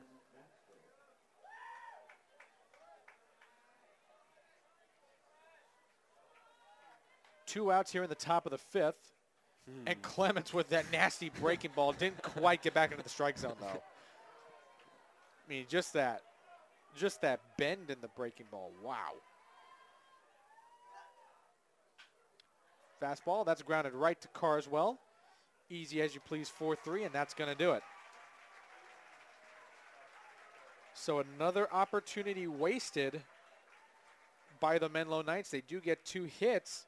It seemed like they had a rally going with 1 out, but Klein strikes out and Baxter grounds into the 4-3. So that will end it for the top of the fifth. We'll go to the bottom of the fifth. It's now 7-2 Pacific Grove. Let's try this again. Do you want to watch more of your school's great matchups like the game you're enjoying here today? Tell your school to sign up for Play On Sports School Broadcast Program. The program allows schools to broadcast all their games and other activities on the web. For more information, go to playonsports.com/S as in Steve, B as in Bo, and P as in Paul. Once again, for more information, go on to playonsports.com/S as in Steve, B as in Bo, P as in Paul. As my partners were telling me earlier, right before that one, that I was saying a little backwards. It happens. It happens to the best of us. What are you going to do? Make fun of it, improve on it, go from there. I was actually a little disappointed. I thought you were going to say P as in Philip. So I was a little disappointed on that one. P and Philip, you know, well, let's try this again. I mean, for more information, go on to no, you don't need to do that again. /. You don't need to do that again. I mean, you got my hopes up when you said B as in Bo. I thought, oh, maybe he's going to use my name in this whole thing. But when you didn't, I was a little disappointed. Phonetically, you know. Well, true. Fill up. Yeah. You know, the English language can trip you up every once in a while. Wasn't the great at it. We're just getting into slicing the bologna here. Here's Kevin Russo to lead off here at the bottom of the fifth, and he takes strike 1 in the outside corner.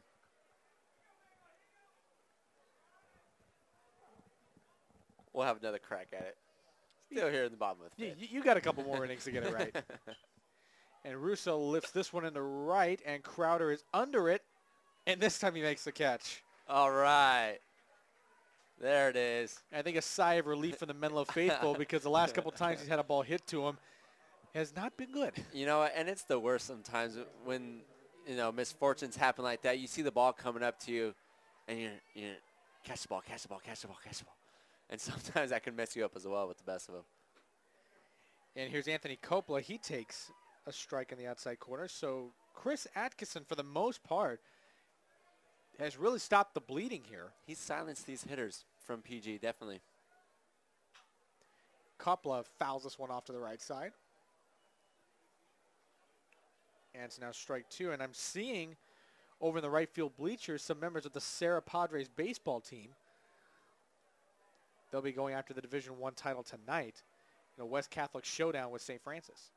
Our third game in the triple-header was supposed to start at 7, but because that first game went into 11 innings, unfortunately, we're going to have a little later start for all you fans looking for that game with being 6:50 right now. And did that hit Coppola? Yes, it did. So the breaking ball doesn't quite break enough. And now you've got Jordan O'Donnell stepping up to the plate. And Jordan O'Donnell getting things done in his own right. He got a sac fly, which drove in a run back in the third, and he walked and scored a run today. So he's been involved in the offensive barrage.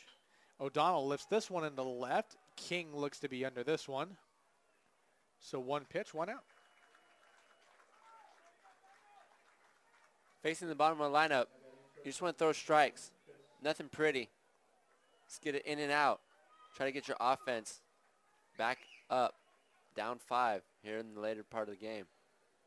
Well, at this point, we have Chris Fife up, and he has been quite productive today. A 2-run triple back in the first, and then a double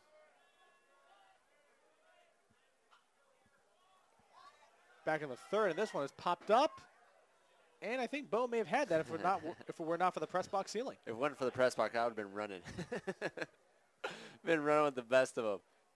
I appreciate that, though. You mean you didn't bring your glove to the ball yard? I did not today. Oh, come on. What a crime. Here's Fife. He fouls this one back. Let's see if a fan's going to make a play on this one. Oh, not quite. He stayed in front of it, though. He did. He stayed with it. Well, the nice thing is he didn't have to call anybody off. Yes, this is true. He didn't have to worry about slipping on the grass or anything. But he does have to give it back to one of the CCS officials, so he does not leave with a souvenir this evening. I know that bruise. That bruise is for nothing now. Darn it. 0-2 pitch on the way to Fife is high and tight, so it's 1-2. It's really been a good crowd here, even for the.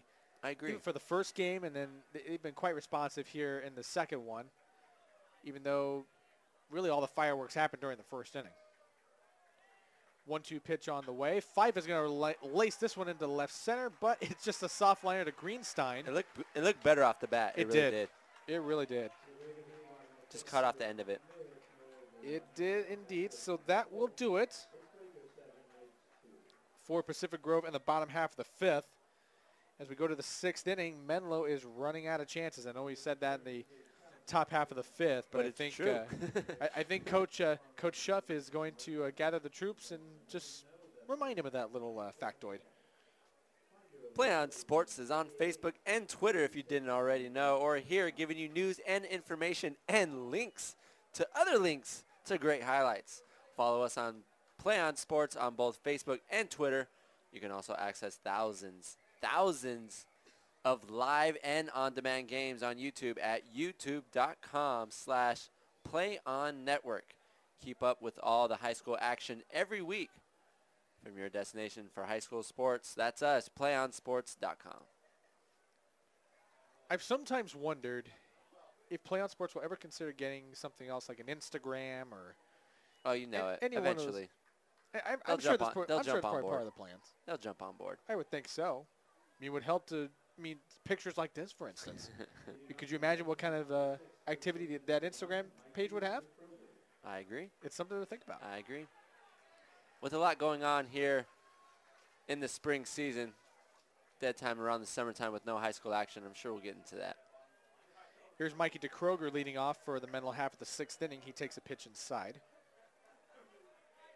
Top of lineup. This is the inning. This is the inning for Menlo to get back into it.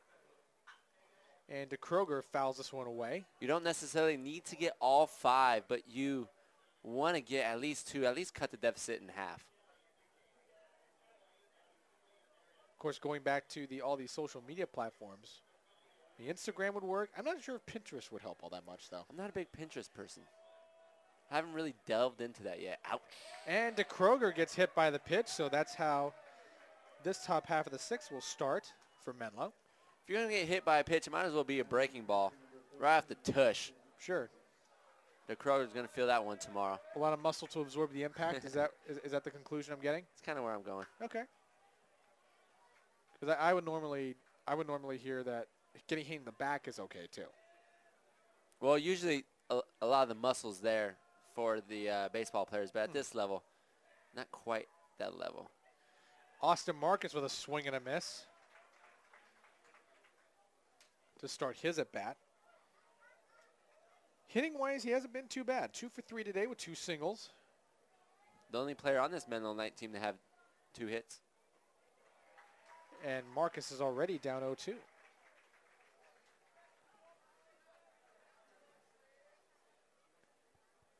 The nice thing is, though, with these social media suggestions, one of the higher-ups here at Play On Sports, Jeff Kurtz, he's been with us for the entire day, so these are ideas we can bounce off him. As Marcus fouls that one away. That shadow is starting to creep in now, making it difficult on these hitters. We saw 8 runs in the first inning alone. Since then, only 1. And you'd have to think that shadow has played a little effect on these batters, not picking up the rotation on the ball. And with the velocity up in the mid-80s for these PG pitchers, very difficult to pick up. It's very instantaneous, very quick. You have to pick it up quickly. Almost a guessing game at this point with the shadows creeping in. Really taking up the whole area from the mound to the plate. Well, and really these shadows have sort of widened because at the start, it was really just a shadow of the light post. And now Right. you're getting the trees and everything in between. This is around the time when the San Jose Giants would have their first pitch. 0-2 pitch. This one's grounded right to second. Carswell has it. The toss is short for one. The throw to first is way offline. And some nice backup there by Cody and Bersinger to get it.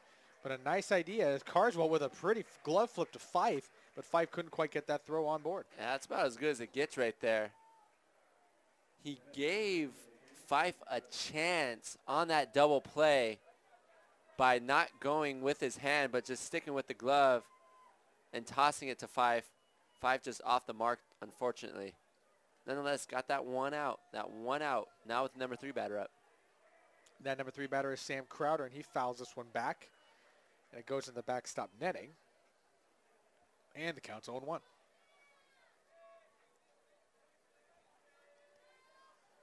And Crowder, his hitting box score is a lot like his fielding record today. Unfortunately, he's 0 for 2 with 2 strikeouts and a walk. And a couple of misadventures have led to runs. Bersinger with a snap throw, and that gets by Cody. And Marcus didn't quite see it, so he couldn't take that extra 90 feet. So perhaps a lucky break there. Nice backup right there by the right fielder. Well, Bersinger with the trigger finger there. He got the throw off quick, but Kanyal Cody couldn't gather it in time. 1-1 pitch is in the dirt. There's Bersinger with a nice block there. Keeps it alive. The Knights just needing some base runners right now. Needing some base runners down 5. This is the heart of the lineup. If they're going to do it, this is it right here. As Clemens checks on Austin Marcus back at first.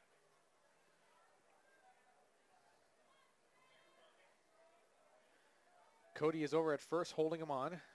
Otherwise, defense pretty much playing straight away. Marcus goes on the pitch, and Crowder swings and fouls it away. So I'm guessing that was a hit-and-run attempt. It looked like it. The pitch was out of the zone, and Crowder still tried to go the other way with it, with the second baseman covering, and Marcus in motion.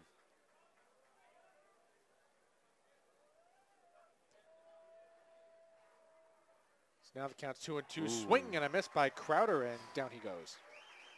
Try to catch up to that one. The high cheese. And unfortunately, that's the hat trick for Crowder. 3 strikeouts on the day. Ouch. And the 3rd strikeout on the day for the number 2 pitcher here in today's ball game for PG. Chris Clemens doing a nice job coming in for Kanyal Cody. Kanyal Cody didn't really pitch badly per se. Just the fact that he really labored through that first inning and settled down after that. Yeah, high pitch count really took him out early. And Adam Greenstein takes that pitch on the outside corner. It's now 1-1.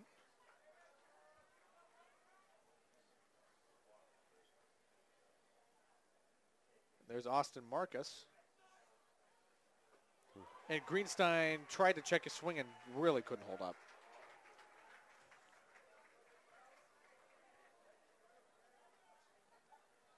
So it's a 1-2 count, 2 outs. Pacific Grove ahead 7-2 here in the top of the 6th. And Greenstein swings and misses. Down he goes. So Pacific Grove sensing that the title defense could be completed here at Municipal Stadium this evening. We're now going to the bottom of the 6th. Pacific Grove still ahead 7-2 over the Menlo Knights. Make sure you stay tuned for PlantlandSports.com post-game show, where we will select our player of the game as well as wrap up all the action from this ball game. That's coming up following the game on your destination for high school sports, PlantlandSports.com. I'm going to give this PA chance, one more chance. Here we go. Do you want to watch more of your school's great matchups, like the game you are enjoying right here, right now? Tell your school. Make sure to tell your school to sign up for Play on Sports School Broadcast Program. The program allows to broadcast all their games and other activities on the web. For more information, make sure you write this down, ladies and gentlemen. go to playonsports.com/S as in Steve, B as in Bo, and P as my partner, Philip, on your destination for high school sports, playonsports.com. I did it, partner. We can successfully end this game, you and me. I'm glad you take suggestions well. That's comforting. Yeah, constructive criticism, one of the only ways we as individuals can get better. This is true. This is very true. I'm glad you found it wasn't exactly criticism I was giving you. It was more just a helpful hand. Sure. Okay. I could do that too. I was sort of implying something that you only halfway did. If that's how you want to put it. You are the play-by-play guy, so we can run with that one. We'll do that. Glad I'm getting credit for something. To the bottom of the sixth we go here at Municipal Stadium. Wes Carswell will lead things off for the Breakers. Not really a whole lot to complain about for Pacific Grove today, as Carswell lofts this one down the right field line, and Crowder is under it and makes the catch. So I think he's finally starting to get his bearings out there in right field. Right. Well, and we're making a little fun of it, but there's been shots out to right field, as we have a nice round of applause for the batter coming up. We do indeed.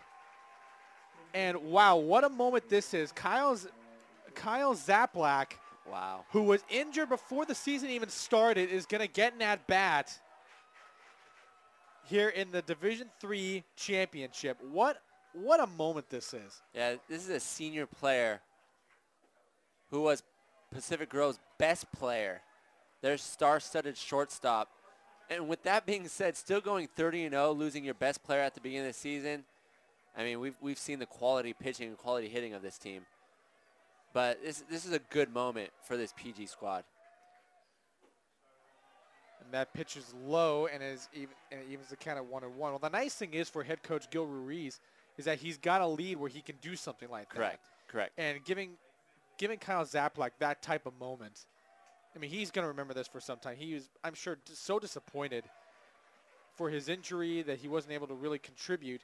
I mean, I'm sure he was happy that his team was doing well, but the fact that he could have had something to do with it is probably something that he's having a hard time dealing with. Yeah, it really is an exclamation point on a good day for this Pacific Grove squad.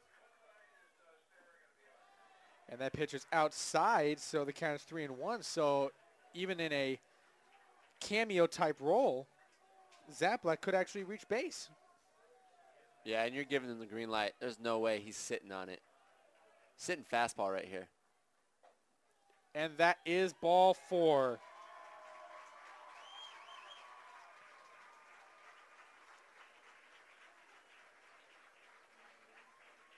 And giving him an opportunity to get into the box score, Dean Berner is now going to come back in to pinch run for him. So a very nice gesture there by head coach Gil Ruiz, giving Zaplak, who is a senior,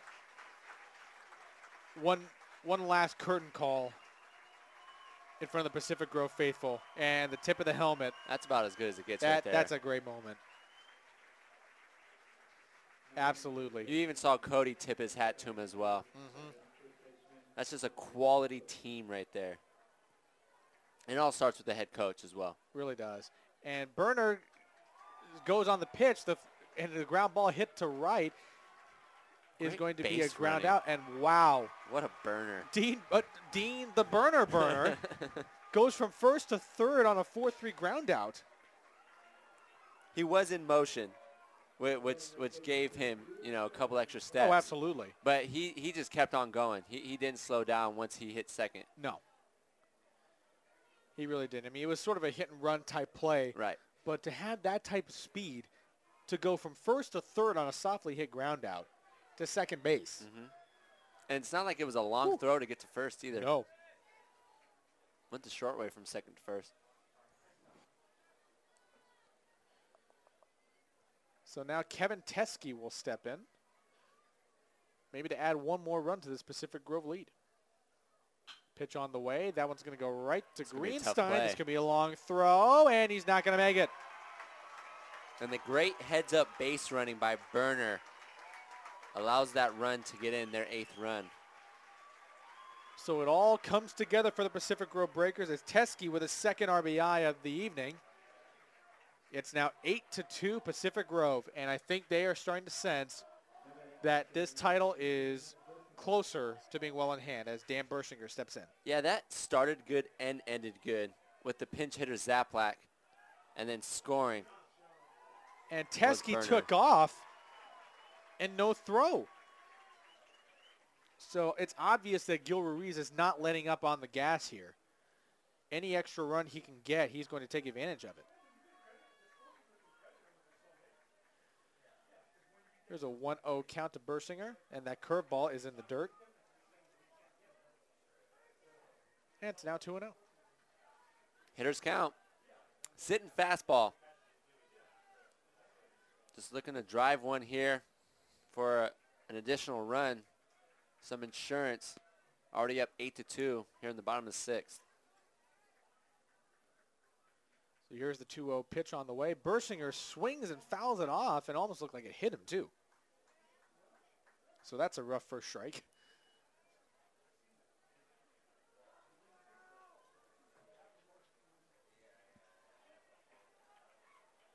Both teams with 8 hits on the day.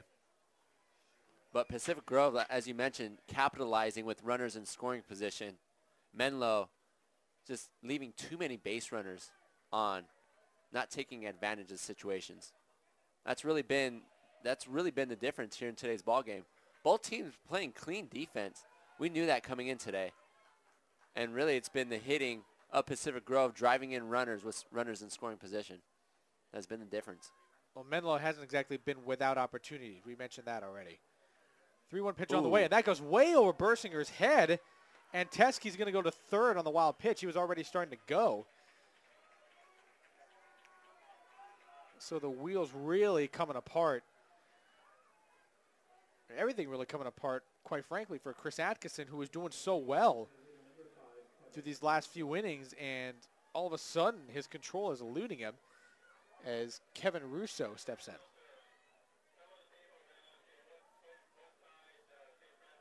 And you'd have to think at some point, does Gil Ruiz, the Breakers head coach, start to empty his bench a little bit?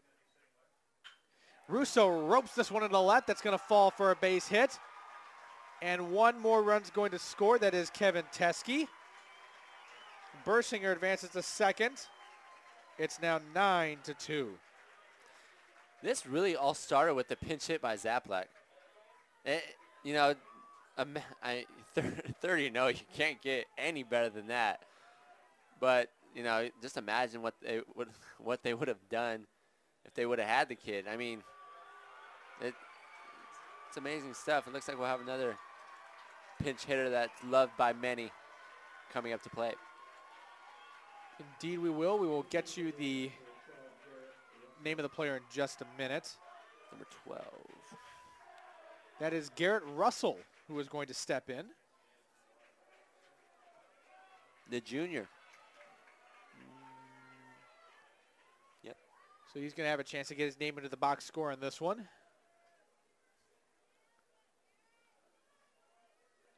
So the emptying of the bench, for lack of a better term, starting for the Breakers, and Russell takes strike one.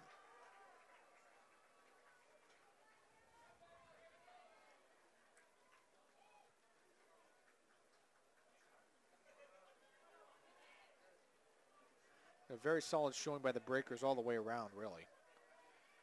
Yeah, it's been a quality game.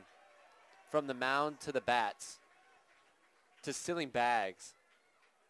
It's really, I mean, 30-0.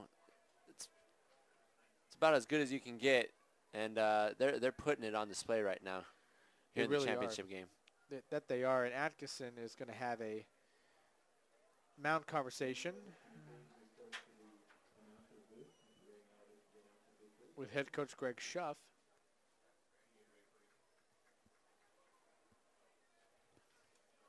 Menlo, as you mentioned beforehand, 4 consecutive years reaching this championship game, winning the first 2. It looks like they're going to lose this one, going 2-2, losing both to Pacific Groves at the hand of the Breakers.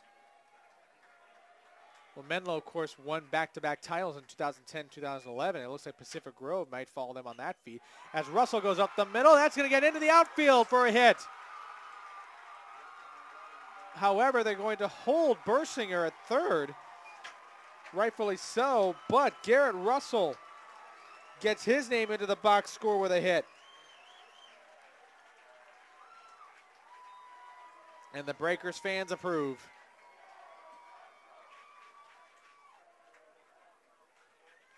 Looks like Schoaf's had enough of Atkinson. Certainly appears that way. So Atkinson is done, and he's going into the dugout. But even despite it all, some nice mop-up duty by Atkinson in a very tough situation that he was put in. And the new pitcher is going to be Jack Redmond, who we originally thought was going to be unavailable because of his 8-inning performance. Well, I believe it's 9 in a week.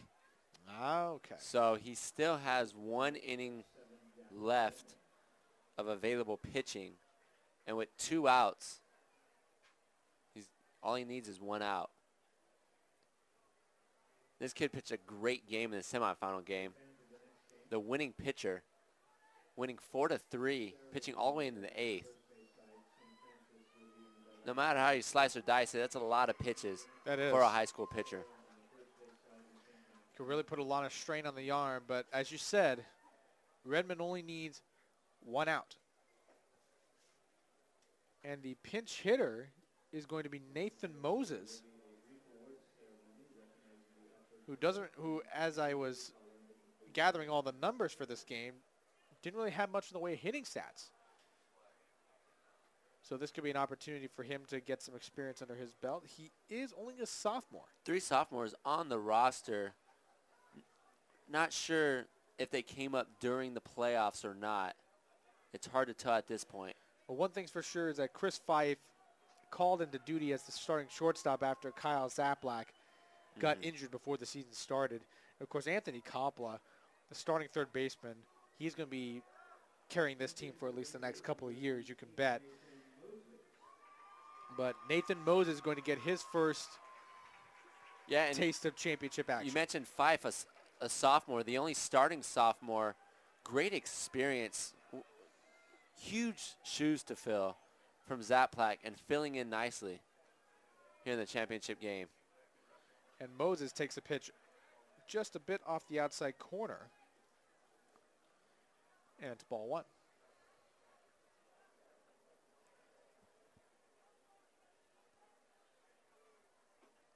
And Moses with a swing and miss, a snap throw back to first. And DeKruger wasn't even covering. And there's no reason to cover right now. I think they were just looking for any possible way to get that third out, right? Even if it meant going unconventional. Pitch on the way, and Redmond tried to bend that breaking ball in there, couldn't quite get it. It's now 2-1. Cross the plate, must have just crossed above the letters. Looked good from our viewpoint. 2-1 count, that pitch is in the dirt, and it gets away from Austin Marcus. And this is good sportsmanship right here. Already up 9-2 with the ball passing the catcher. No real threat to score from third on that pass ball. Coach Ruiz letting his hitters do the work, trying to drive in runs. There definitely could have been an opportunity to score on that wild pitch, but didn't happen. And that's ball 4. So Moses draws the walk and gets an RBI in the process. Very nice. And if the runner on third, Bersinger, would have came in on that pass ball, that wouldn't have been an RBI for Moses. Moses gets in the book with the RBI. And another pinch hitter in here for Pacific Grove.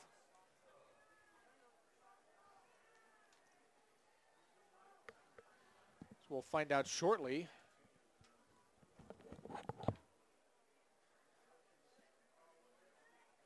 As Bo will find out who the mystery pinch hitter is. He fouls one off right into the stands.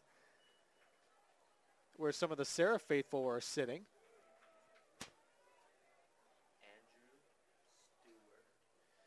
And it is Andrew Stewart in as the pinch hitter. He swings and misses at a pitch that was really near his ankle tops.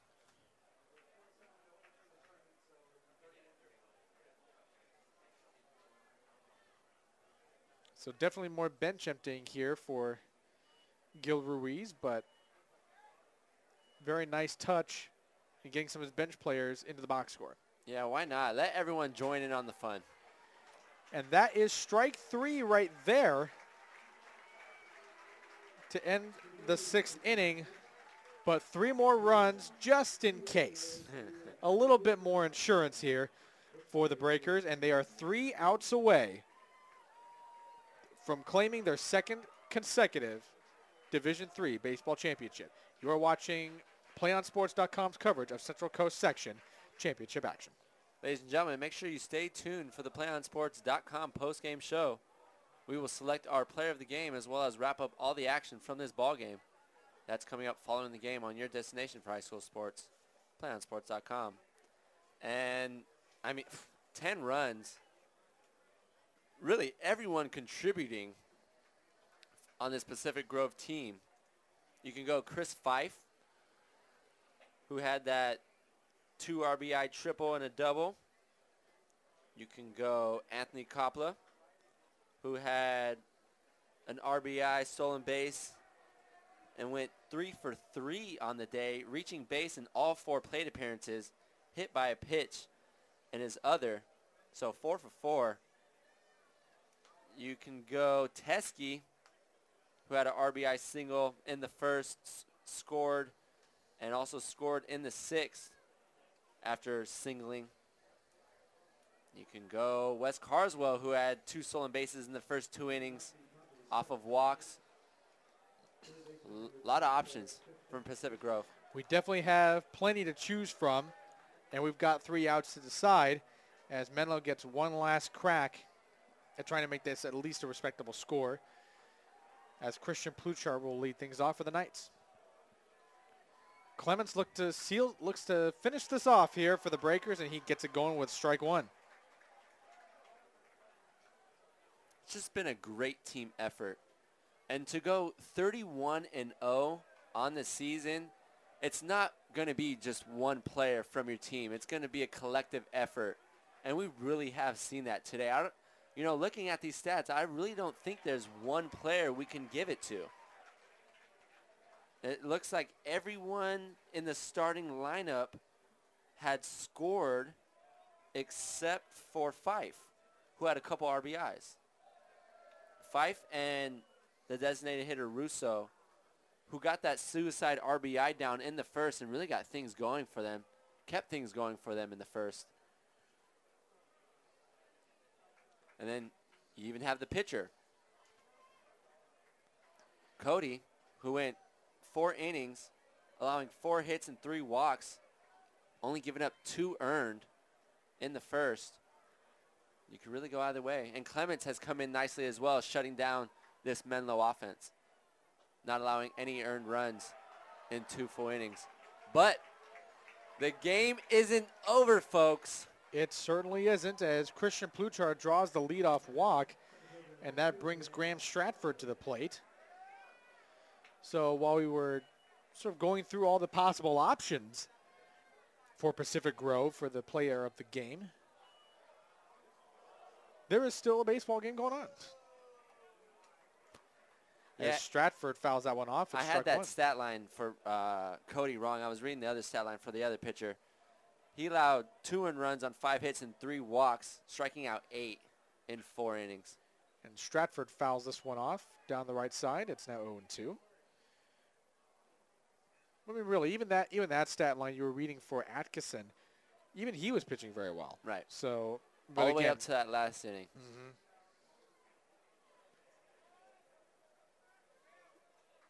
And with as tough as Menlo has played, especially this game, as Stratford strikes out swinging for the first out, I definitely think that there could be a 5th consecutive championship game appearance in its future. Yeah, 26-year head coach Craig Schaff and athletic director knows what he's doing. They have a good coaching staff over there as well. Coaches have been around for a while, know this area very well, and the area knows them very well. Having 7 players go to Stanford, I mean, not too many coaches and programs can say that. And the steal is successful.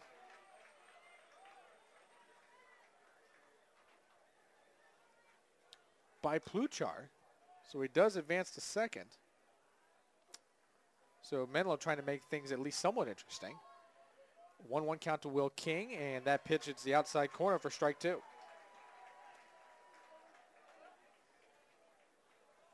So 1-2 count, 1 out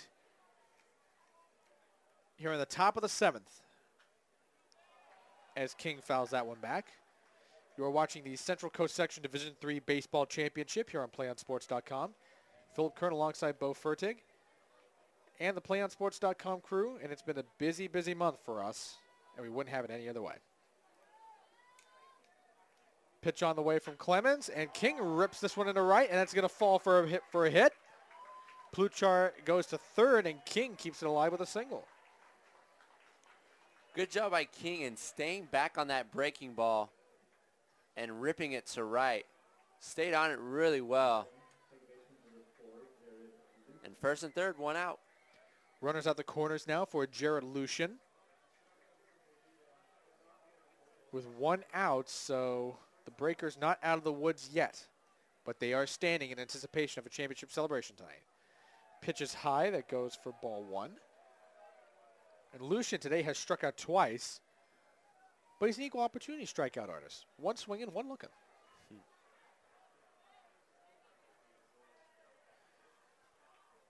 Here's the 1-0 pitch from Clemens. Fouled back by Lucian. And it counts 1-1. Middle infield is at double play depth. And that would be an artistic way to end this one, wouldn't it? There you see Baxter at the on-deck circle. Here's the 1-1 pitch, and that does get by Bersinger, and Pluchar is going to come home to score while King goes to second. So it's now 10-3 Pacific Grove. And so the double play possibility is no more.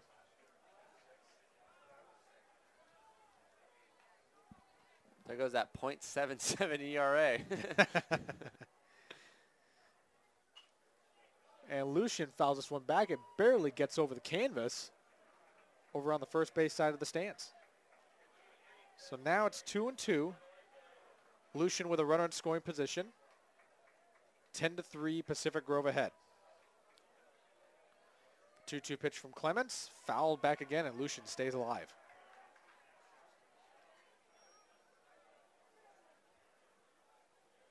I mean, don't try to tell Lucian that this isn't a game that's out of hand. He's still giving Clements a fight for all it's worth.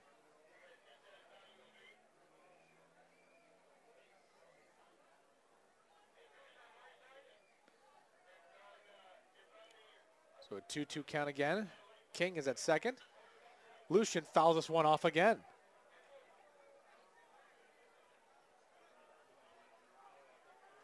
And Clements probably wondering, what do I have to do to get this guy out? Menlo's not going to make it easy for this Pacific Grove team. Nor should they. This same game last year, same 2 teams, the result almost the same, 10-6 in favor of Pacific Grove, matching their run total last year. I was just going to say, Pacific Grove, hoping history repeats itself. There's a fly ball hit to Dean Berner in center. He's camped out under it, and that is 2 down. The Breakers 1 out away from back-to-back titles. All that stands between them and a celebration is Glenn Baxter.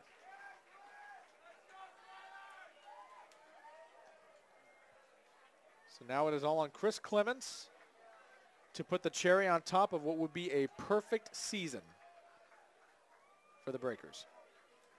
First pitch, and that hits Baxter.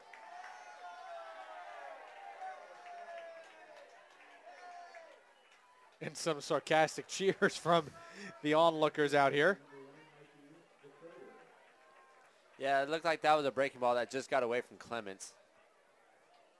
Tried to come inside.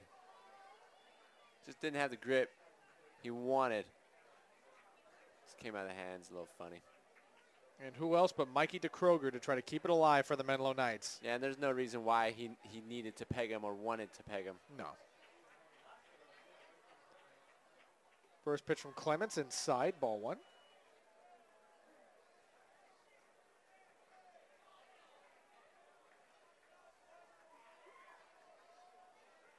Runners on first and second for DeKroger.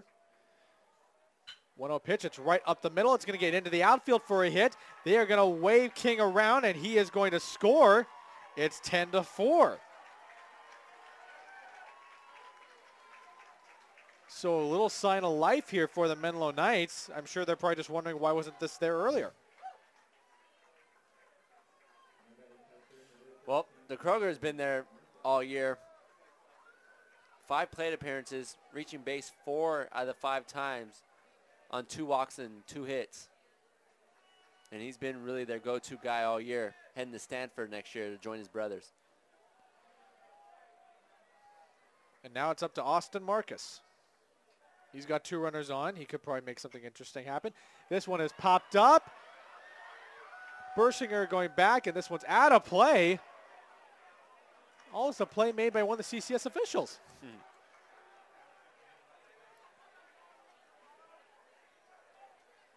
2 runs in the first inning for Menlo. 2 here in the last inning. Everything in the middle, not what they expected here in today's ballgame. Kind of like a sandwich without the meat. I hate when that happens. No meat. Exactly. 0-1 pitch, and that is grounded right to Cody. He tags the first base, and this one is over. The Pacific Grove Breakers put the capper on a fantastic season, 31-0, and they are your Division III champions once again. It always takes a little bit of luck to go perfect in a season, but with the luck, you must have skill. From the mound to the bats, to the speed on the base pass, to the defense, Pacific Grove did it all with perfection. Congratulations to Coach Ruiz and the Pacific Grove Breakers. That is the way a perfect season will end. Kanyal Cody with the win, Austin Marcus with the loss. And we will be taking a short break here, but we will come back. We will let you know who we find out is our player of the game. We got a lot of choices to choose from. And we will wrap things up here and get you ready for the third game of our triple header. Don't go away. We'll be coming back right after this.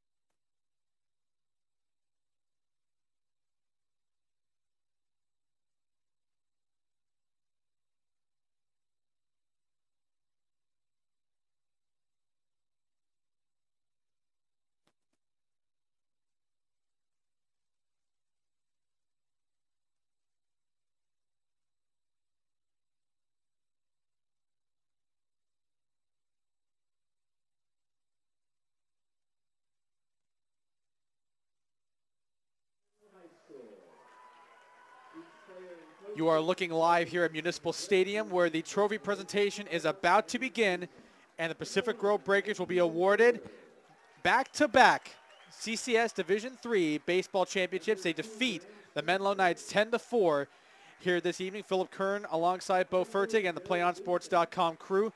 And we have quite a difficult choice on who to make for our player of the game. But after much deliberation from our self-appointed committee of two, we have decided that Kanyal Cody is the man of the hour, and rightfully so. 2 hits on the day, 4 innings pitched. He struck out 8 and really was dominating, even though he didn't have some of his more dominant stuff. But it was enough to get the job done and to put the capper on a perfect season for the Pacific Grove Breakers. Yeah, Cody, throughout the game, was a dominating factor, as well as his Breaker squad. But if we had to give it to someone, he was the pitcher of record, the winning pitcher, and he was 2 for 4 at the plate. So why not give it to him? He did it both offensively and defensively for this Breaker squad. We really did, and we were just having a brief discussion about it just right after the game finished. I mean, we were looking at our box score. We really could have given it to anybody. I mean, you look at Chris Fife, who had 2 hits, including that big 2-run triple. They really put the capper on that first inning rally. Or you really could have gotten it to Anthony Coppola, who had a couple of nice hits himself, had a stolen base. I mean, really, they won this game the way they had won every game. It was a team effort, 1 through 9. Everybody contributed. Whether they got a hit or not, everybody got on base at some point. And really is a testament to how they got things done this entire season. And the great moment, obviously a 10-4 win is a great moment. But the great moment happened in the bottom of the 6th when Zaplat came up to bat. The fans rising to their feet, the players understanding what moment, the type of moment this is, and to have to have their best player go out at the beginning of the season, come in and kind of revitalize that offense, scoring 3 runs in that last bottom half of the inning. It just shows from top to bottom, from the coaches to the players, what type of team this is. It really is. And, of course, we're talking about solid teams. Of course, we can't leave out what Menlo accomplished. To be able to get to a championship game 4 years in a row is nothing to be sneezed at. I mean, it's hard enough to get to a game just 1 year, let alone to get there 4 straight. But obviously a very bittersweet moment for them to watch Pacific Grove, who they've lost to 2 years in a row for this Division III title after getting their own back-to-back feat accomplished in 2010 and 2011. And to watch this happen has to be tough for them. And really, even after that top of the first inning, they were never really in it after that. Once Pacific Grove put that 6th spot up, it was an uphill battle for them, and they just didn't have enough to get over it. Yeah, one of 3 teams in the Central Coast section to reach this championship game 4 times. There's no reason Coach Schoaf and the Menlo Knights should hold their heads down.